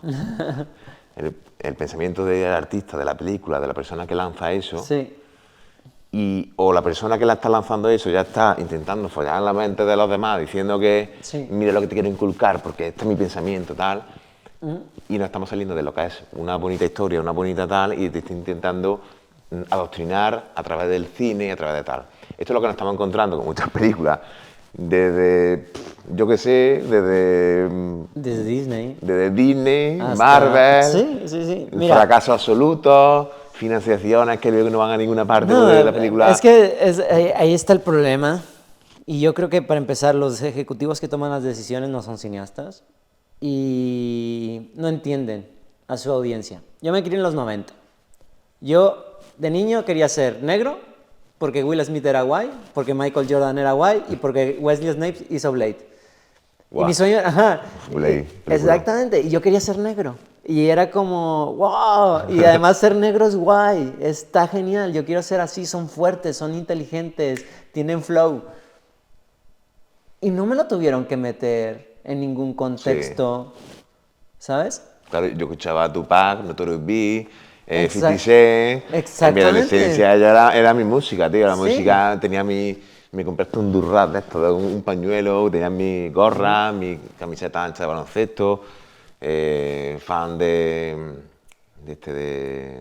Michael Jordan. Es verdad que había mucho, coño, la película de Spillan también, ¿sabes? Claro. Un referente también. Entonces, de nuestra infancia. Sí. Queríamos Mira, eso. Por ejemplo, Freddie Mercury fue abiertamente gay, Oscar Wilde. Es decir, A nadie le importaba, ¿eh? ajá, no, yo disfruto de la literatura de Wilde y no por eso quiero ser más gay. ¿Sabes? O sea, no le veo sentido. Sí. Y no por eso voy a no condenar la homofobia. Claro. Es decir, a mí me parece algo atroz, igual que el racismo, igual que el antisemitismo. Claro. Es decir, no necesito que me lo quieras vender, ¿sabes? Como algo que está socialmente aprobado. No tiene sentido. Yo creo que las historias, cuando están bien escritas, sobrepasan género, identidad sexual, raza o religión. ¿Cómo es posible que yo sienta emoción con películas rusas de los años 60 con personajes ortodoxos? ¿Sabes? O chinas o indias y me emocionan y me cautivan a través de las imágenes. Uno de mis directores favoritos es Tarkovsky. Y su cine lo hace en una época muy censurada. Entonces no creo que los adoctrinamientos, sean de izquierda o derecha, deban existir. Y más en el arte. Yo creo que debería haber una libertad, la libertad que se jactan de hablar todo el mundo, que a todo el mundo le llena la boca, pero que es irreal, porque hay patrones y quieren cumplir con una agenda que no tiene sentido. Porque al final tratan a la audiencia de imbécil, que también la audiencia muchas veces no hace nada porque no la traten así, pero los batacazos en taquilla se están notando. Y lo que dices de los políticos, mira, yo venía pensando hoy, porque sabía que era un tema que íbamos a tratar. Y bueno, alternativas, ¿no? Porque siempre es muy fácil cuestionar, y aquí todo el mundo habla siempre de derechos, pero poca gente habla de obligaciones. Y una obligación es ir a votar. ¿Cuánta gente no votó en las últimas elecciones? Entonces... Bueno, ¿cuánta gente? Ajá. Te voy a hacer una pregunta que lo voy a dejar ahí en el aire, ¿vale? ¿Cuánta gente no fue a votar por correo y su voto ¿Apareció? ¿Vale?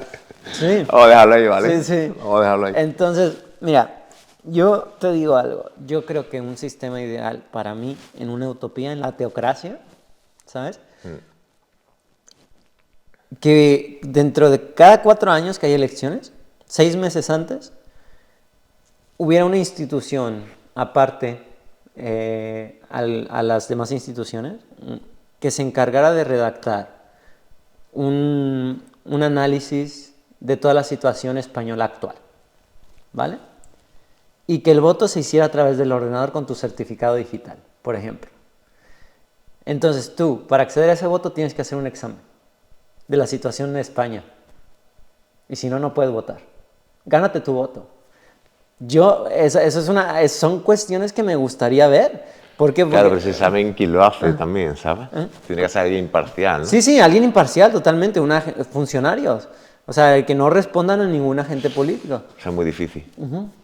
Eso es muy difícil, donde partimos de una guerra civil, donde se han matado unos con otros y donde había dos bandos. Y esto va a durar todavía años. Pero es que, y eso es a lo que voy, es que no hay programas de reconciliación, cabrón.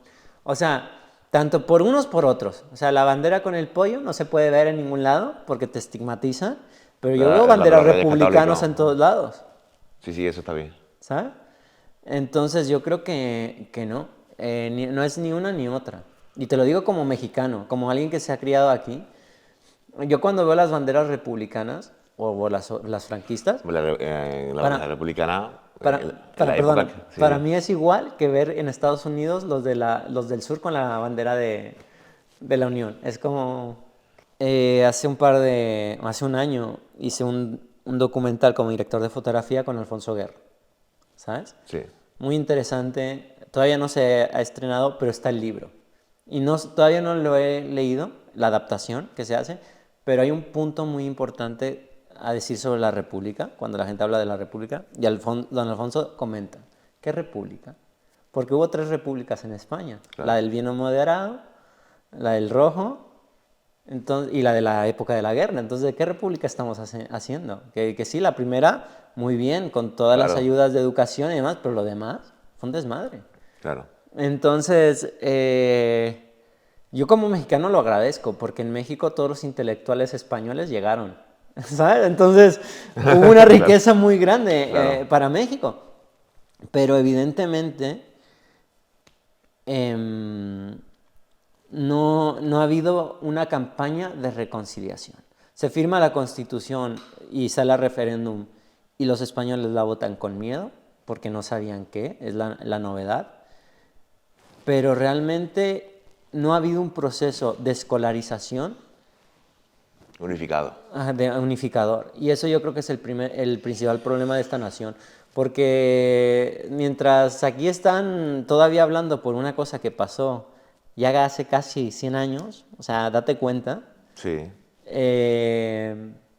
Pues dices tú, oye, ¿qué carajo? Es como si yo en México estoy diciendo que necesitan alimentar ese fuego también, porque necesitan también esos dos bandos. Sí, igual que los independentistas. Dicen, no, es que desde la corona de Aragón. Güey, es como si yo en México inicie una campaña de vamos a volver a ser España. ¿Sabes? Devolverme la plata, güey. Sí, no, es horrible. No, porque tengo el sentimiento español.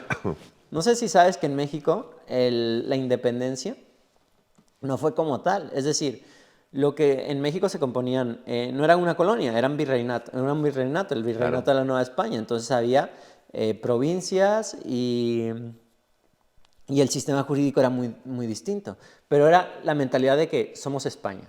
Igual que en Roma, un romano nacido en la península ibérica tenía el mismo derecho que un romano en la península itálica o en Germania o donde estuviese, o en Judea. Vale, pues eso era lo mismo. ¿Qué pasa? Que lo único que no tenían derecho los nacidos en la Nueva España era derecho a ser virreyes. Entonces se inicia una campaña para poder que los nacidos allá puedan ostentar el título de virrey. Y Fernando VII dice, es demasiado, no lo entiendo, y nos da la independencia. Eso pasó. O sea, y además que son los tratados de Córdoba. Entonces, cuando tienes un monarca así, a nivel cultural nuestro de México, pues tu madre te está repudiando. Es como si tú le dices, oye mamá, ¿puedes comprar pan? Y tu madre te dice, vete de la casa. Y tú, yo solo quería pan, no tiene nada que ver. Pero eso pasa y a partir de ahí viene la crisis, yo creo, la crisis latinoamericana a nivel intelectual de desorientarse, de no saber dónde estamos y la crisis de España de no darse cuenta de todo lo que ha perdido. Y todo lo pierde por esa desidia, por no saber dialogar, Claro. por no saber unificar y conciliar. Sí, también había otros factores, también había una guerra en el norte, también había con los ingleses pegando los cañonazos también. Yo creo que serían también más factores, ¿no? Evidentemente no solo ese. Claro. Habría más factores por los que al final pues España decide abandonar México, darle la independencia pues, claro, al resto de países. Bueno, y siendo mexicano y la cultura de la muerte que tienen los mexicanos, de hecho hay un videoclip que le sacáis a Gato Ventura, Sí. no a Gato Ventura, no a... Sí, el de La Llorona. La de La Llorona, Sí. que está, vamos, Caracterizado está muy como bien con las caracterizado calaveras. porque, claro, Sí, tú sabes lo que estás poniendo ahí y lo que estás haciendo, sí. en cierto modo. Entonces, pero esa cultura de la muerte que tenéis allí, ¿cómo afrontas el fallecimiento de tu padre? Vale. Mi relación con la muerte ha sido especial. Evidentemente, al pasar la infancia en México, tenemos nosotros el día 31 los altares que se deja con comida. Esa noche va el difunto en un camino de cal con flor de cempasúchil y se supone que eso es lo guía, ¿no? A los muertos para comer todo lo que les gustaba en vida y al día siguiente nosotros los vivos lo disfrutamos. Y eso lo tengo desde niño con mi abuela. Ella era muy de festejar las tradiciones mexicanas y hacía unos altares preciosos. Entonces, Digamos como una cruz de mayo aquí, ¿no? exactamente, sí, Sí, sí. algo parecido, Sí, ¿no? es parecido. Pero, Pero con comida, ¿no? Y al día vale. siguiente, pues te pega, viene toda la familia y entre todos comes, desde fruta, pan de muerto, los tamales que le gustaban al difunto, mole, lo que quieras. No te iba a preguntar qué sabe el pan de muerto. No, es un pan dulce, Vale, vale. es rico, rico. No, no se hacen con cenizas, ¿no? En plan de, ahí pones a tu La abuela. levadura, ¿no? Vale, No. vale. Venga, seguimos. Y mi relación con la muerte es especial. ¿Por qué? Porque a mí, desde niño, me gusta la violencia en el cine. Me gustan las películas de serie B, me gusta la acción, explosiones, sangre por todos lados. Qué guay. Entonces la muerte la tengo muy, muy dentro. Los personajes que siempre me han gustado son personajes muy violentos en ese sentido. Y veía la muerte como algo supernatural, ¿no? En plan de películas. Ves morir a gente, a Jack congelarse e irse al fondo del mar y pues, te duele, pero ahí está, ¿no? Y son las primeras improntas que tiene uno. Y la primera vez que yo me enfrento a la muerte, digamos, de pequeño, es con el fallecimiento de mi bisabuela, que yo estaba muy chiquito y me entero y tengo vagos recuerdos, y con el fallecimiento de un bebé recién nacido de uno de mis tíos, ¿vale? Entonces, la primera vez que yo tengo esa devastación es con mi primo, que iba a ser su hermanito pequeño, llegando y abrazándome, porque al final no va a tener un hermano. Yo tendría 5 años o 6, no me acuerdo. Y se me quedó muy grabado eso. Pero bueno, la vida sigue y demás, y era algo como ajeno, ¿no? Porque es una desgracia familiar, pero no es mi desgracia familiar. Además que eres niño y la manera que tienes es como cuando te caes, parece que eres de plástico. Pues igual, te duele algo, pero me das un juguete y a correr. Me olvido. Avanzan los años y en 2019 una de las mejores cosas que yo me llevo de derecho es una amistad con una persona que quiero mucho, y en 2019 él se quitó la vida voluntariamente y a mí eso me rompe, tío. O sea, que un amigo tuyo se suicide te cambia el chip. O sea, las 24 horas previas desde que me llaman para ver si está conmigo, si sé algo de él y no tengo ni idea. Fíjate cómo es mi cerebro, que cuando me dijeron eso yo hasta pensé, dije, este cabrón se fugó con alguna chica que conoció, porque era muy romántico, dije, o se fue a París porque le apeteció, lo que sea. Se me pasaron 20.000 historias, pero nunca la posibilidad de que se haya suicidado. ¿Tú no notaste nada? En plan... Nada, era la fecha que se estrenaba Vengadores Endgame y habíamos hablado para ir a verla el jueves. Entonces, él una mañana me escribe su pareja y me dice, oye, ¿sabes algo de él?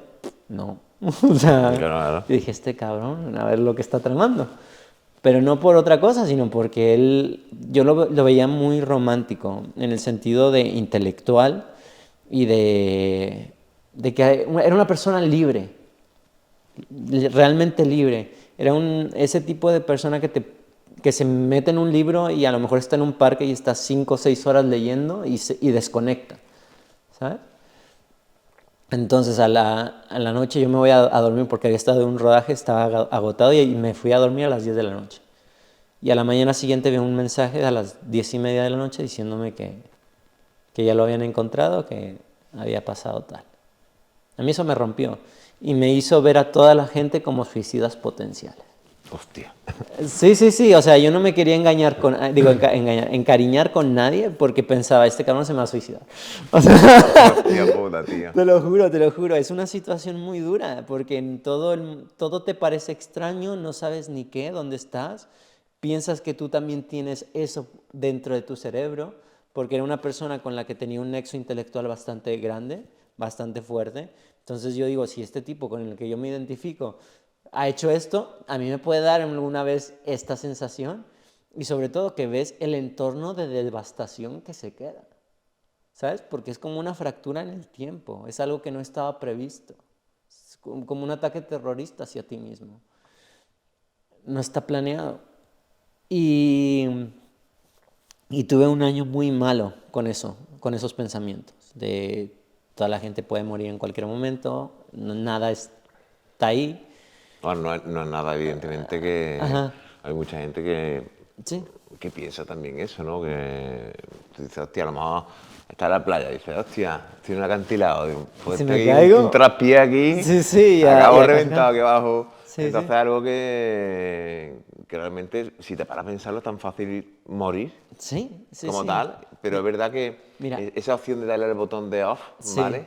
Esa opción es, evidentemente la es tenemos dura. todos y esa opción, todo el mundo que lo estará viendo aquí seguramente, alguna vez se le habrá pasado por la cabeza cómo sería esa El opción. mundo O sea, sin te quiero ti, decir, sí. ¿cómo sería el mundo sin ti? ¿Qué pasaría si tal? Hombre, todo el mundo no pensamos suicidarnos, decir, no quiero vivir más, ¿no? Sí. Pero algunas veces siempre se le ha pasado la opción de decir, ¿qué pasaría si ahora mismo corto aquí, no? Una vez, cuando yo tenía 14 años, estaba en frente del Corte Inglés, hay una fuente. No sé si la has visto. Claro. Sí, claro. Me metí con unos amigos a jugar dentro de la fuente, güey. ¿Qué pasa? Que ahí hay un cubículo hueco, me caí. Pero cuando me caigo en eso, mis brazos, me metí, tal cual. ¿Qué pasa? Que la presión del agua me sacó. Y cuando me sacó, me apoyé y me empujé para salir. ¿Cómo de grande ese cubículo? Pues mira, yo ocupé. Y estaba gordito en aquel Metros, ¿no? entonces. ¿Eh? Metros, ¿no? Sí, no, yo creo que 1,90 m, 2 metros. Tío. Pero lo pasé mal. O sea, pero lo pasé mal. Ya después de salir, jajaja, voy para mi casa y digo, ¿y yo? Pues ya has quedado aquí, ¿sabes? ¿Sabes? Tú imagínate que el niño desapareció en una fuente. ¿Sabes? Sí, sí, Es que es sí. muy duro. Y bueno, y con mi amigo me pasó eso, que yo estaba muy con el tema de la muerte. Y entonces, lo que comenté antes, mi abuela le da un ictus, se queda encamada. Y yo, como cuidador, me encargo de cuidarla mañana, tarde y noche. 24 horas para ella. Y la realidad es que me agoté y acabé con el síndrome del cuidador cansado. O sea, era una paliza, no se lo deseo ni a mi peor enemigo. Es duro ver a una persona decaer y una persona como mi abuela que tuvo una trayectoria bastante fuerte, en el sentido de que trabajó en la Suprema Corte de Justicia en México, un coco, una mujer súper culta, y se va apagando paulatinamente, ¿no? Va decayendo. Y yo estoy ahí en el momento cuando ella muere y así me reconcilio con la muerte. ¿Por qué? Porque vi el proceso natural y el proceso natural es bello. Es es parte de esto, ¿sabes? Y años más tarde, y al año siguiente, mi padre. Mi padre entra cansado, o sea, nos lleva diciendo que está cansado, que se siente mal, que le cuesta respirar. Pensamos que se trata de una neumonía, algo así. Él tuvo muchos problemas porque fue buzo industrial. Entonces lo llevamos al hospital para que nos digan y le dicen que tiene COVID, que tiene que quedarse en la unidad de COVID. 4 días más tarde tiene que pasar a la UCI. Y yo y ahí dije, algo en mi cuerpo se activa el instinto que te dice, tú eres el siguiente. O sea, tu papá ya se va, sigues tú. Porque es La línea de batalla. Exacto. Yo lo veo como una guerra, ¿no? Ajá.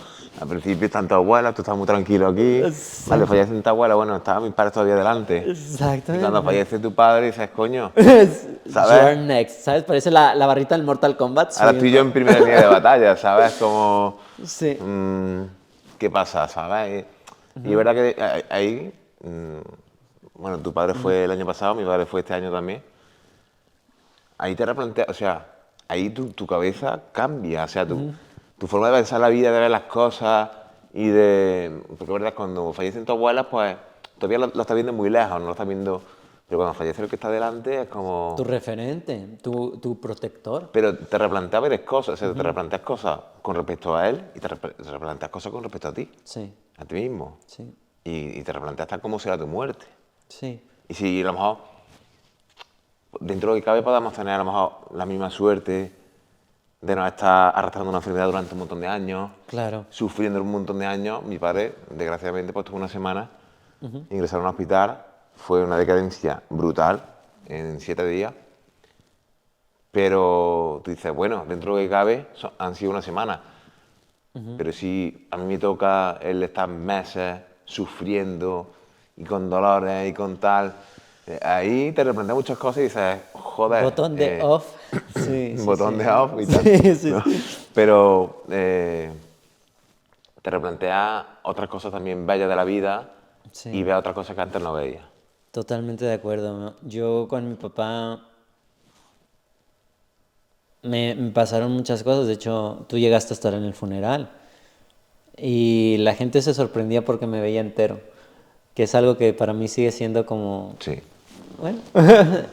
Y no era porque no lo quisiera. De hecho, yo creo que es peor después, porque hay momentos donde llegas detrás de una jornada dura de trabajo, hastiado del mundo, y de repente empiezas a llorar y dices, ¿qué coño? Claro. O sea, ¿qué me pasa? Y luego pasa lo opuesto. Estás muy bien y tienes ese dolor que de repente te llega y empiezas a llorar, pero estás feliz. Pero es la falta de, el no poder contarle que tuviste una mala jornada, el no poder contarle que te dieron tu trabajo de sueño, y eso es lo que se echa de menos. Exacto. Yo cuando llegué allí recuerdo, tío, que me emocioné Ajá. y digo, coño, estoy llorando yo, ¿sabes? Sí. Y no está llorando a él, que es su padre. Sí. Porque es verdad que yo, por ejemplo, me meto también mucho, de hecho ahora casi estoy emocionado, ¿no? Sí. Me meto mucho en la piel de la gente. Claro, Y empatía. es que sufro mucho más el dolor ajeno Sí, que el propio, ¿no? Entonces, en ese aspecto, claro, cuando yo te vi allí hablando con la gente y tal, y con todo ya súper bien cuadriculado, diciendo, mira, pues él ha pasado una mejor vida y yo estoy aquí y él me ha transmitido unas palabras que no sé qué. Dijiste un discurso, tío, que me dio pena de no haberlo grabado, la verdad. No, tengo memoria muy mala y no me acuerdo, Sí. ¿no? Pero recuerdo en ese momento que fue muy bonito, ¿no? Sí. Y esto que has comentado también, claro, que lo que tú dices de echar en falta, ese contarle tal, Sí, el lo bueno y lo preguntarle, oye, ¿qué opinas de esto? Mira lo que ha salido Mira, yo... de Pedro Sánchez, ha salido esto, mira, Sí. ¿qué opinas de esto, tío? Sí, sí. Porque él es el referente cultural que nosotros hemos tenido, ¿no? Mi padre siempre me mandaba artículos en Facebook. O sea, él era el que me compartía todo lo cultural y político. Sí. Y ahora lo hago yo. Ahora yo voy y busco y digo, ¿qué me diría mi papá? Voy a buscar en tal sitio, en tal periódico y demás. Y lo que tú dices de que te digan algo, a mí mi padre siempre me decía, no seas pendejo. Y yo creo que es el mejor consejo que me pudo dar, porque voy a hacer algo y pienso, ¿es una pendejada o no? Hay veces que la hago, de todos modos, pero Claro. pero siendo consciente de que es una pendejada. Y siempre intento evitarlo y decir, no soy pendejo, vámonos, para el otro lado. Pero te acuerdas de su voz, ¿sabes? Y te acuerdas de esos consejos. Y es bello. Y lo que tú dices, mira, yo lo asimilé muchísimo porque él mismo me preparó. Se preocupó muchísimo, muchísimo, muchísimo por hacerme consciente de la fragilidad que tenemos como seres humanos. Y cuando eres consciente, de la fragilidad, encuentras la fuerza necesaria, de donde sea, para seguir adelante y sobreponerte a los obstáculos y adversidades que puedan surgir en esta maravillosa experiencia que se llama vida. Y él, al ser un enamorado de la vida, es decir, mi papá tenía una biblioteca enorme, enorme, enorme, o sea, libros de todo tipo. El mío también. Ajá. Sí, sí. Y te hace preguntarte si tú llegarás a eso. Y a mí me decía mi papá siempre, una biblioteca es un proyecto de vida. En el sentido de que ahí se recopila tanta información de grandes pensadores y los recuerdos que siempre tengo de él son leyendo, informándose, muy buen conversador, muchísimo, muy buen conversador.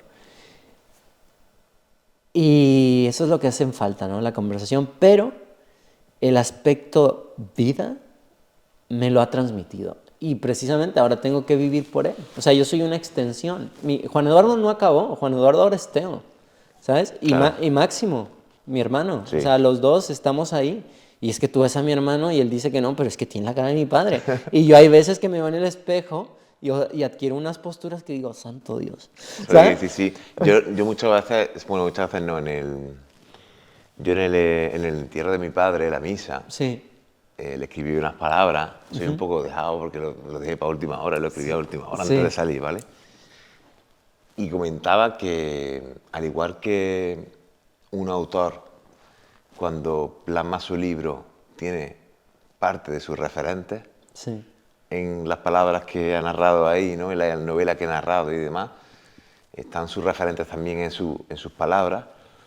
Nosotros realmente estamos, o sea, nuestro padre, que es un referente, está en nuestra forma de actuar, en nuestra forma de vivir. Eso... Pongamos que somos el 100%, ¿vale? Pues a lo mejor el 30-40% desde chico había una persona diciéndote esto por aquí, por acá, tal. Entonces llega un momento que dices, hostia, es que a lo mejor un 30-40% de mí es mi padre. No más. No, y estamos como transmitiendo esa semilla. Está escrito en la Biblia, O sea, pero ahora mismo estoy hablando, claro, vosotros os conoceréis, ¿sabes? ahora mismo estoy hablando yo y está hablando mi padre también, ¿sabes? Sí, igual que el mío está aquí, además las posiciones, yo os estoy diciendo, Juan Eduardo, y yo eso lo encuentro bellísimo, Claro. y de hecho, te digo, nunca se va, se mantiene ahí, mi madre lo echa de menos todos los días y yo lo veo, entonces su ausencia no está, ha cambiado la manera de estar, pero ellos siguen estando, y lo bonito es eso, que somos capaces de hacer que no se olviden. Porque nosotros al final, bueno, pues ahí nos movemos por el ego del artista, de queremos dejar huella y demás. Y ellos lo hicieron simplemente de manera biológica, por un casual, ¿no? Como decía Becker, Sí, donde evita el olvido y estará mi tumba. ahí está. Es así. Y bueno, mira su monumento, ¿no? Está en todas partes. O sea, yo veo la biblioteca y siempre me emociono muchísimo. De hecho, a mi madre le prohibí tirar los libros. Le digo, esos me los heredó en vida, son míos. Me peleo porque dice que ocupan mucho espacio. Pero para mí es muy importante tenerlo. Porque muchas veces tengo dudas, miedo a la adversidad, a los cambios, que vienen solos, ¿no? Unos a veces ni los buscas. Y a veces el ejercicio que hago es, ¿qué libro me recomendaría mi papá? Y agarro uno al azar. O, ¿qué me quiere decir Juan Eduardo hoy? Abro un libro, no me va a decir no seas pendejo, pero... Realmente porque todavía creo que no hemos pasado esa etapa de ser nosotros los que tomamos las decisiones por nosotros mismos y siempre buscamos la aprobación de nuestro padre, de decir, oye, ¿voy bien? ¿Voy bien o no voy bien? Entonces todavía como que intentamos buscar Un esa referente, aprobación, ¿sabes? Esa una aprobación. figura. Pero no nos estamos dando cuenta que nosotros nos estamos convirtiendo en ese referente, Claro. que la decisión al final no las tomamos con ellos, sino las tomamos nosotros mismos, lo que nosotros creemos, e intentamos buscar en nuestra memoria esas conversaciones con nuestro padre, de qué haría mi padre, ¿sabes? Sí. Porque él sabe que ha tomado todas las buenas decisiones, porque a día de hoy somos, digamos, personas que no hemos fracasado en la vida, que estamos en un aspecto muy interesante, y que esas decisiones de nuestros padres nos han hecho también llegar hasta aquí, ¿no? Sí. Entonces intentamos buscar en esa memoria. No sé si a ti te pasó, pero a mí fallece mi padre y tuve una necesidad, o sea, y fue como si algo me dijera, tienes que tener hijos. Sí. ¿Sabes? Como que, en plan de, espérate, Sí. porque yo al principio estaba como, fijos, y ahora es como, sí, son necesarios. Y no por nosotros, sino porque cuando sientes que hay valores, Hay que dejar un legado. ajá, sí, sí, sí, necesitas pasarlo. O sea, yo este conocimiento que me heredó mi papá y mis abuelos, yo necesito pasárselos a él. Y creo que es un sentimiento bonito y noble y natural. Claro. Entonces, la muerte evidentemente está presente en todos lados, lo echo muchísimo de menos. Mi abuela materna, que fue mi segunda mamá, falleció este verano. Ah, sí. Gracias, tía. Y igual, ella tuvo una muerte muy digna. Se levanta para ir al baño, vuelve, se sienta, me siento mal, quiero vomitar, ¡pum! Ni se enteró la pobrecita mía. Pero siento que ahí están.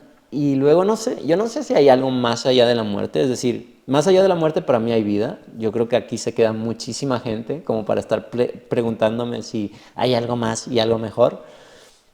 Pero es raro porque a nivel racional yo no sé, no creo que exista un cielo como el que vemos en el arte, ¿sabes? Físico, tangible, donde lo voy a ver, o sea, a nivel racional. Pero a nivel instintivo tengo el sentimiento de que me lo voy a volver a encontrar. Y eso me parece precioso. Y es un sentimiento que quiero que permanezca. Yo estoy también un poco buscando un poco eso, ¿no? Esas preguntas que uno se hace cuando pierde a su padre de qué hay detrás, Sí. qué hay detrás, qué hay después, qué hay tal, dónde ha ido, dónde está. Lo buscas, ¿no? Es como aparece en algún sueño tuyo, te dice algo. O sea, uno de los Bastante. sueños que tuvo mi padre fue en un supermercado, tío. Ajá. Íbamos de la mano y me Sí. decía, yo estoy bien, tú no te preocupes por mí, que yo estoy bien. Ese sueño yo también lo he tenido, ¿eh? ¿Sabes? Como, tío, ve a tu vida, tío, Solo yo tuyo. estoy aquí donde tengo que estar, ¿sabes? Y él era así realmente, al final. Puede ser un producto de mi subconsciente, puede ser otra dimensión que esté ahí él y se haya querido comunicar conmigo a través de los sueños. No lo sé, ¿sabes? Pero esa pregunta al final te la vas haciendo también porque es lo que me estaba hablando antes. Al final, tú sabes que te has visto una persona muy cercana a morir y tú sabes que Eres el siguiente. eres el siguiente, ¿sabes? Entonces Sí, quieres sí, saber un sí. poco también a dónde vas, ¿sabes? Sí. Y quieres saber hasta qué posibilidad tienes al final Yo te de digo poder algo. despedirte de la gente que hay Ajá. aquí, o qué vas a ver, o qué vas a sentir. A mí la muerte no me da miedo. Me da miedo sufrir. Porque que me estén pinchando en vena a mí esas cosas. Pégame un tiro. Jodido, jodido. ¿Sabes? Por Sí, favor. sí, sí. Pero a mí me da mucho miedo sufrir. Pero sobre todo me da miedo que sufra la gente de alrededor. Es decir, si a mí me diagnostican una enfermedad, lo primero que se me viene a la cabeza es mi mamá. Yo no pienso en, oh Dios, voy a sufrir, me van a quitar un pedazo de... no, no, no, no. Mi mamá, güey. Es lo primero. Y luego pienso, ¿y mi hermano? O sea, ¿quién lo va a cuidar? ¿Quién los va a cuidar? Y eso es para mí lo que más me da terror. Y luego ya en el futuro, si pareja, hijos, pues ya tendré que pensar en eso. Pero ahora mismo son ellos dos. Y si ellos no estuvieran, creo que yo no tendría ningún problema, ¿eh? O sea, no tengo una incertidumbre de decir, ostras, ¿por qué? Porque yo pienso en la paz que sientes cuando te vas a dormir, ¿sabes? Cuando tú te cierras los ojos y ya estás tan cansado que te apagas. Yo creo que debe ser algo similar. Creo que el mecanismo tiene propio un sistema de defensa muy bueno que es las alucinaciones, para que no te enteres. Y por eso la gente cuando está a punto de morir está hablando, tal, porque se liberan químicos y estás como, bueno, pues ya está, aquí quedé. Entonces, en ese aspecto, la muerte no, pero el sufrimiento sí me aterra, me da mucho miedo, y sobre todo el sufrimiento ajeno. Opino exactamente igual que tú. Ese nivel de empatía ahí que no Sí, que te caracteriza y que a la hora de plasmar, digamos, esos personajes en el cine que tú creas, sí. esa empatía, ¿cómo la reflejas? O sea, tú tienes que crear, por ejemplo, el guión de un personaje que sea todo lo contrario a lo que tú eres ahora mismo, ¿vale? ¿Cómo trabaja ese personaje? ¿En quién te basa o si te basa en personas que conoces? O sea, tú, por ejemplo, tienes que crear un guión de este personaje, que es un personaje maligno, un personaje no es humilde, es un personaje Sí, cabroncete, sí. y tú eres una buena persona y tal. ¿En qué te basas? ¿Cómo creas ese personaje? Si tú no... A ver, yo creo que el proceso creativo del escritor es que somos muy retorcidos, ¿sabes? Eres múltiple, ¿no? Como... Sí, sí, Te puede sí. ser múltiple, ¿no? Sí, por ejemplo, te cuento. Yo voy en el coche y se me atraviesa un ciclista. Entonces yo me freno y el ciclista todavía me dice, Entonces yo veo a ese ciclista y pienso, hijo de tu madre. O sea, le deseo, vamos, Te podía haber matado, ¿eh? todas las plagas de Egipto, ¿sabes? Además Sí, pienso en todas las torturas que le haría. Evidentemente nunca lo voy a hacer. Y no porque haya una consecuencia social ni nada, simplemente porque es el arrebato del momento y esa sí. calentura, ese fervor. Pero cuando estás escribiendo es exactamente igual. Tú piensas en situaciones y te sale de una manera orgánica, la manera de que tienes de poner el personaje. Yo estos días estuve grabando en un antro y empecé a lo Norman Bates, ¿sabes? En plan a visualizar gente y pensando, este tipo seguramente mira cómo está mirando a aquella chica, ahora la cogería, la llevaría a su coche si pudiera, y le haría tal, tal, tal, súper retorcido, esa pareja que está rompiendo y ya generas otra historia totalmente con otro discurso, seguramente están esperando un bebé, no sé qué, no sé Claro. cuánto, y empiezo a observar, Que y no empiezo hay a... normas, ¿no? En tu creatividad a la hora Ex- de meterle un personaje, ¿no? Exactamente, Hay y lo normas como... mismo es a la hora de estar con la escritura. Enfrentarse a una página en blanco es una de las tareas más difíciles, creo yo. Me resulta mucho más difícil que irme a grabar o que dirigir a un elenco de 20 personas. Hay películas muy... eh, o sea, muy abstractas, muy Sí, complicadas, ¿no? Por ejemplo, la de Múltiple me llama mucha atención, o la del Maquinista, sí. o thrillers como el de Saw. ¿Crees que puede haber mentalidad de psicópata?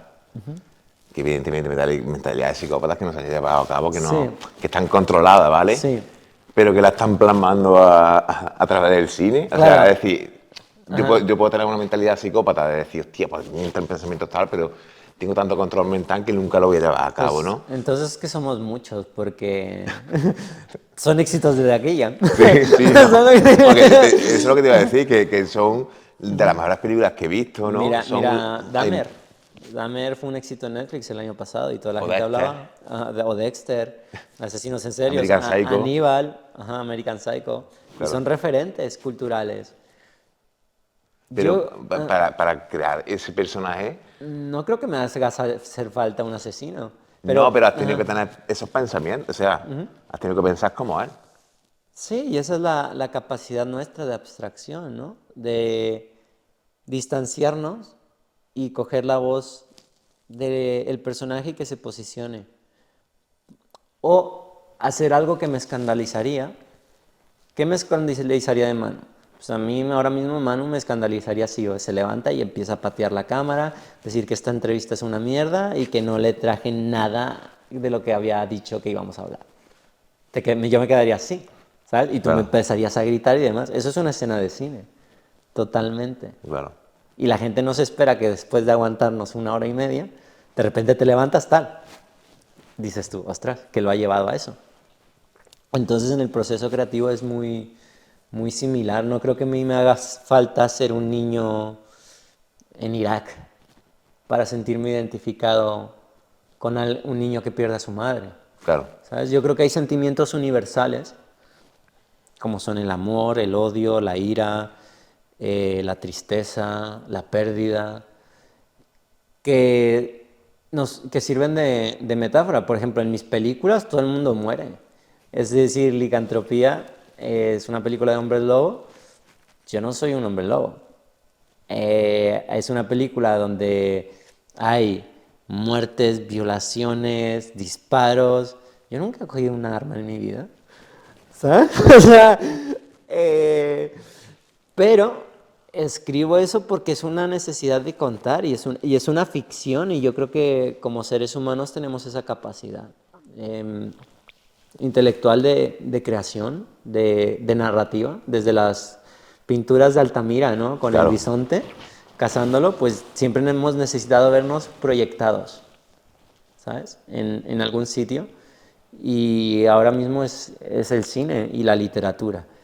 Creo que requiere un esfuerzo, creo que requiere un ingenio y genio para poder hacer personajes con los que puedas sentirte identificado a pesar de que no correspondan a los valores.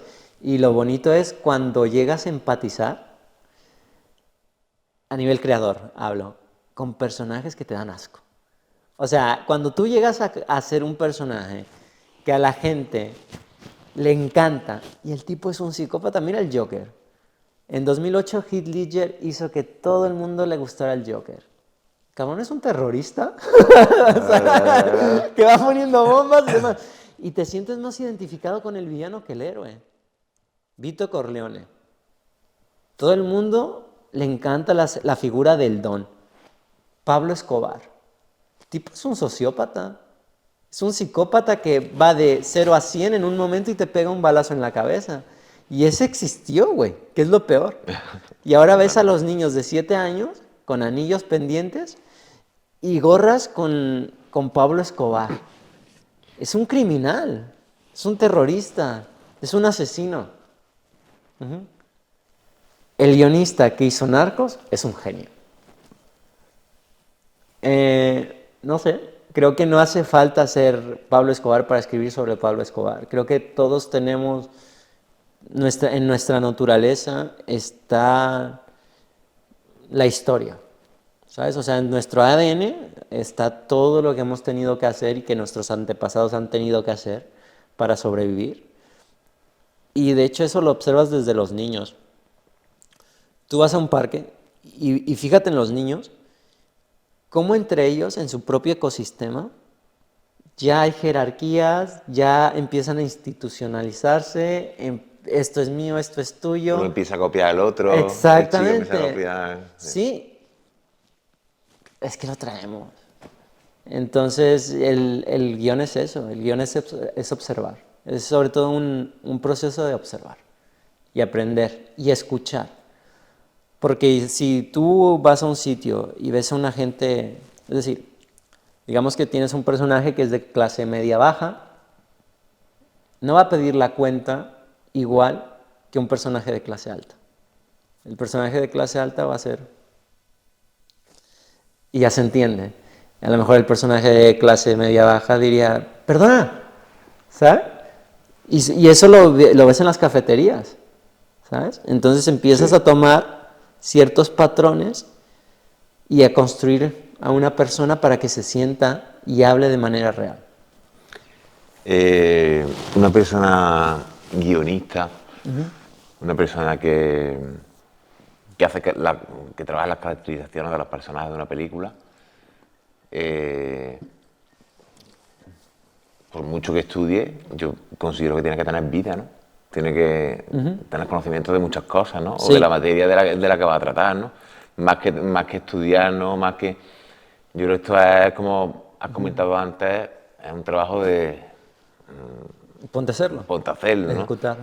Y creo que al final, contra más experiencia de vida tiene uno, al nivel de cine, mejor sabe expresar las cosas, mejor va a llegar a un público, incluso puede llegar al público menos intelectual, pero sabes cómo llegar y sabes lo que al final le está moviendo a esa persona, que si no tienes esa experiencia de guía no sabes comprender a la gente, y no sabes comprender a la gente que realmente al final son gente simple. Muchas veces creemos que la gente es más compleja de lo que es, pero intentamos darle vuelta a la cabeza cómo funciona Nos tal, movemos por lo mismo, todo el pero al mundo. final somos mucho más simples de lo que muchas veces pensamos. Entonces, necesita una persona, un profesional que hace guiones de cine, necesita tener experiencia de vida. Sí. Ahora, necesita viajar y tirarse lo que sea y pelearse y que lo despidan para tener experiencia de vida. No. Para eso tienes el cine, para eso tienes la literatura, la música. Yo creo que nosotros Bueno, podemos... la literatura es experiencia de los demás. Exacto, pero es experiencia. O sea, por ejemplo, el Quijote, ¿no? Es una enciclopedia de crueldad. O sea, el Quijote es un soñador y todos se encargan de putearlo para que se dé cuenta de lo ridículo que es ser soñador. O sea, yo tiemblo. Ajá. Y cualquier pasaje es los demás metiéndose con Don Quijote. Entonces, es una experiencia y puedes coger esa experiencia y transmitirla. Y cuando hay una novela bien escrita, puedes hacerlo. El Conde de Montecristo, venganza, ¿sabes? Supervivencia. Robinson Crusoe, más supervivencia. Yo no necesito irme a una isla desierta para saber lo que es pasar hambre, para sentir el sol abrasador quemándome la piel, con la sal marina del viento que se me incrusta, con la arena y los callos en las plantas. No, gracias. Ahora, ¿podría escribir una película sobre un náufrago? Probablemente. Leí a Robinson Crusoe, vi la película Náufrago de Tom Hanks. He visto Ellos viven, ¿sabes? No es un náufrago, pero es una especie de aislamiento, ¿no? Y de supervivencia. Entonces vas cogiendo inspiración, referentes, y al final le das tu propia visión. No hay nada nuevo bajo el sol. También lees una noticia, un relato de un náufrago, de Gabriel García Márquez. Todo está ahí. No necesito irme a una isla desierta. Gracias. Estoy muy bien. Lo mismo con los asesinatos. Escucha a las víctimas, escucha al asesino, conversaciones que grabadas con asesinos en serie, qué los motivó, tal. Libros escritos por agentes del FBI, los hay. Son experiencias de otras personas, pero a mí me pueden beneficiar. Y me pueden beneficiar en el sentido de, el día de mañana, si me encuentro en una tesitura con una persona, pues a lo mejor puedo negociar de una manera distinta. Puedo hacer que empatice conmigo de otra manera.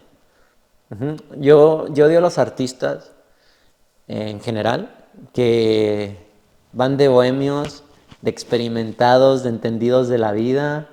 No, es que yo me fui al Himalaya porque yo no necesito subir una montaña para darme cuenta quién soy, ¿sabes? O sea, lo veo ridículo. Claro. Hazlo, si tienes ese objetivo, hazlo, y si te lo has propuesto como meta personal, hazlo. Pero los artistas que van de predicadores, en ese sentido, no los trago. No necesitas hacer muchas cosas para entender y tener experiencia vital. Lo vas a sentir de otra manera. Ahora, ¿necesitas la experiencia? Sí, pero y necesitas adquirirla. Ponte a leer, viaja, escucha, conoce gente. Viajar te da una riqueza impresionante, ¿sabes? Pero si no puedes permitírtelo, están los libros. Hay PDFs gratis en internet. Entonces son los que digan que no se puede, que es que viajar, que esto. Excusa. Claro. Hay una de las últimas películas en las que has participado, que ha sido nominada a la Goya.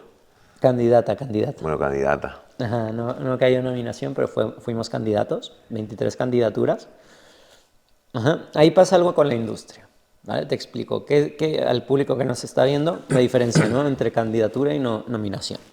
Claro, yo Ajá. realmente al final, aunque Sí, me dedique al tema de los visuales, sí, ya en cine me pierdo. claro. Una candidatura es un trámite administrativo en el que la empresa productora propone a la academia, le hace saber que su película existe y que ha habido ciertos departamentos con ciertos técnicos que les gustaría estar nominados a los Goya. Entonces se hace una presentación, se hace el trámite, se califica la película tal, pero para eso tiene que haber estado en salas de cine. Entonces dentro de la academia y dentro del mundillo del cine hay gente que ve ridículas las candidaturas, en plan de, pero si ni siquiera es una nominación y te pones candidato a y demás. Y yo digo, claro, ¿tú sabes el esfuerzo que es hacer una película? ¿Tú sabes el esfuerzo que una película llega a sala de cine? Es un esfuerzo grande. Entonces, el mero hecho de ser candidato, yo lo veo motivo de celebración. Hay gente que no lo ve así, que no lo comparte, que prefiere tal, pero yo creo que es parte del proceso de la industria, de la Academia Española. Creo que es bonito, creo que es un reconocimiento propio el poder ponerte como candidato, porque significa que hiciste una película. Y luego ya si cae una nominación, que eso ya es más complicado porque requiere un consenso, unas votaciones internas de la academia, que llega a colisión de decir, Sí, y ahí bueno, empieza el politiqueo. claro. Ajá, claro, como en todas las instituciones. Pero bueno, tú te llevaste tu candidatura y ahora si cayó una nominación, pues bendita gloria, ¿no? A nosotros desafortunadamente no tuvimos ninguna nominación porque hay muchos, y no digo uno, sino varios técnicos dentro de la película que mil respetos, ¿no? Y a la hora de, por ejemplo, hablando de guiones, a la hora de escribir guiones, ¿cuál es la mejor hora del día para escribir un guión? Cuando te pille inspirado. O sea, yo la verdad que no tengo un horario. Hay guiones que los he escrito ¿A las 6 de la tarde? en una noche, ¿A una noche? sí, de decir, hostia, tío, sería interesante ver esto en una peli. Pero las noches es verdad que hay más silencio, la gente ya no tiene... Ah, no, yo escribo con música. Además, yo necesito sentir el guión. Yo necesito sentir el vibe que va a tener la historia. Para que te hagas una idea, Licantropía, cuando la escribo, estoy escuchando un grupo que se llama Dance with the Dead, que es metalero, pero inspirado en bandas sonoras de terror de los años 80. Es una locura de grupo. Me fui a París a verlo el año pasado porque me llegó Sí, mucho. Eh, y hay otros guiones que los escribo escuchando a Puccini o a Debussy. hostia. Debussy. Ah, sí, sí, pianito. Varía muchísimo. Evidentemente no me pongo reggaetón porque no sé qué saldría de ahí. Pero yo necesito estar gestionando. Metallica también me inspira mucho a escribir guiones o Korn, porque tengo ese sentimiento noventero de persona incomprendida, de dolor adolescente, etcétera, etcétera. Pero yo necesito música. Yo necesito estarle poniendo la banda sonora y de hecho en mis guiones muchas veces me pongo camina al estilo de tal canción, aunque sé que no va a haber dinero para comprar los derechos, pero necesito sentir que estoy escribiendo. Y los horarios pues varían muchísimo. No tengo norma, no soy un guionista disciplinado. Me propongo, empiezo a forjar, yo voy a andar mucho. Antes iba a correr, ahora ando. Y cuando camino es cuando estoy pensando en las estructuras. Porque no se necesita vivir para escribir un guión, pero sí necesitas saber la teoría a nivel estructura, ¿no? Principio, nudo, desenlace, puntos de giro. Y me planteo una historia que me gustaría ver a mí en pantalla. Y empiezo a pensar escenas sueltas. Luego, cómo las indexo, cómo las conecto entre sí. Sí. Y voy construyendo la película. Y luego ya llega la hora de sentarse y trasladar todo eso al papel y a esos personajes darles un nombre, darles una voz, darles una intención y ver si funciona o no a nivel narrativo. Claro que habrá partes que las tendrás que trabajar a nivel de creatividad, es decir, estoy súper inspirado, y luego habrá la parte más técnica que dices, bueno, pues ya las tengo que trabajar porque tiene que salir la película sí o sí, y ya me lo tomo como más trabajo porque son partes que no son tan creativas y tan bonitas. Exactamente. Pues Teo, vamos a finalizar aquí la entrevista. Muy bien. Antes de nada, ¿vale? La última cuestión, pregunta, ¿vale? Que quiero hacerte es que yo te veo una persona muy reflexiva y ¿qué mensaje le lanzaría al mundo? Es decir, si tuviese que lanzarle algún mensaje, estamos hablando antes del tema del fallecimiento, de la muerte y demás, ¿vale? Tú ponte que mañana falleces y lo sabes que vas a fallecer mañana, ¿qué le diría al mundo hoy? Que no tengan miedo.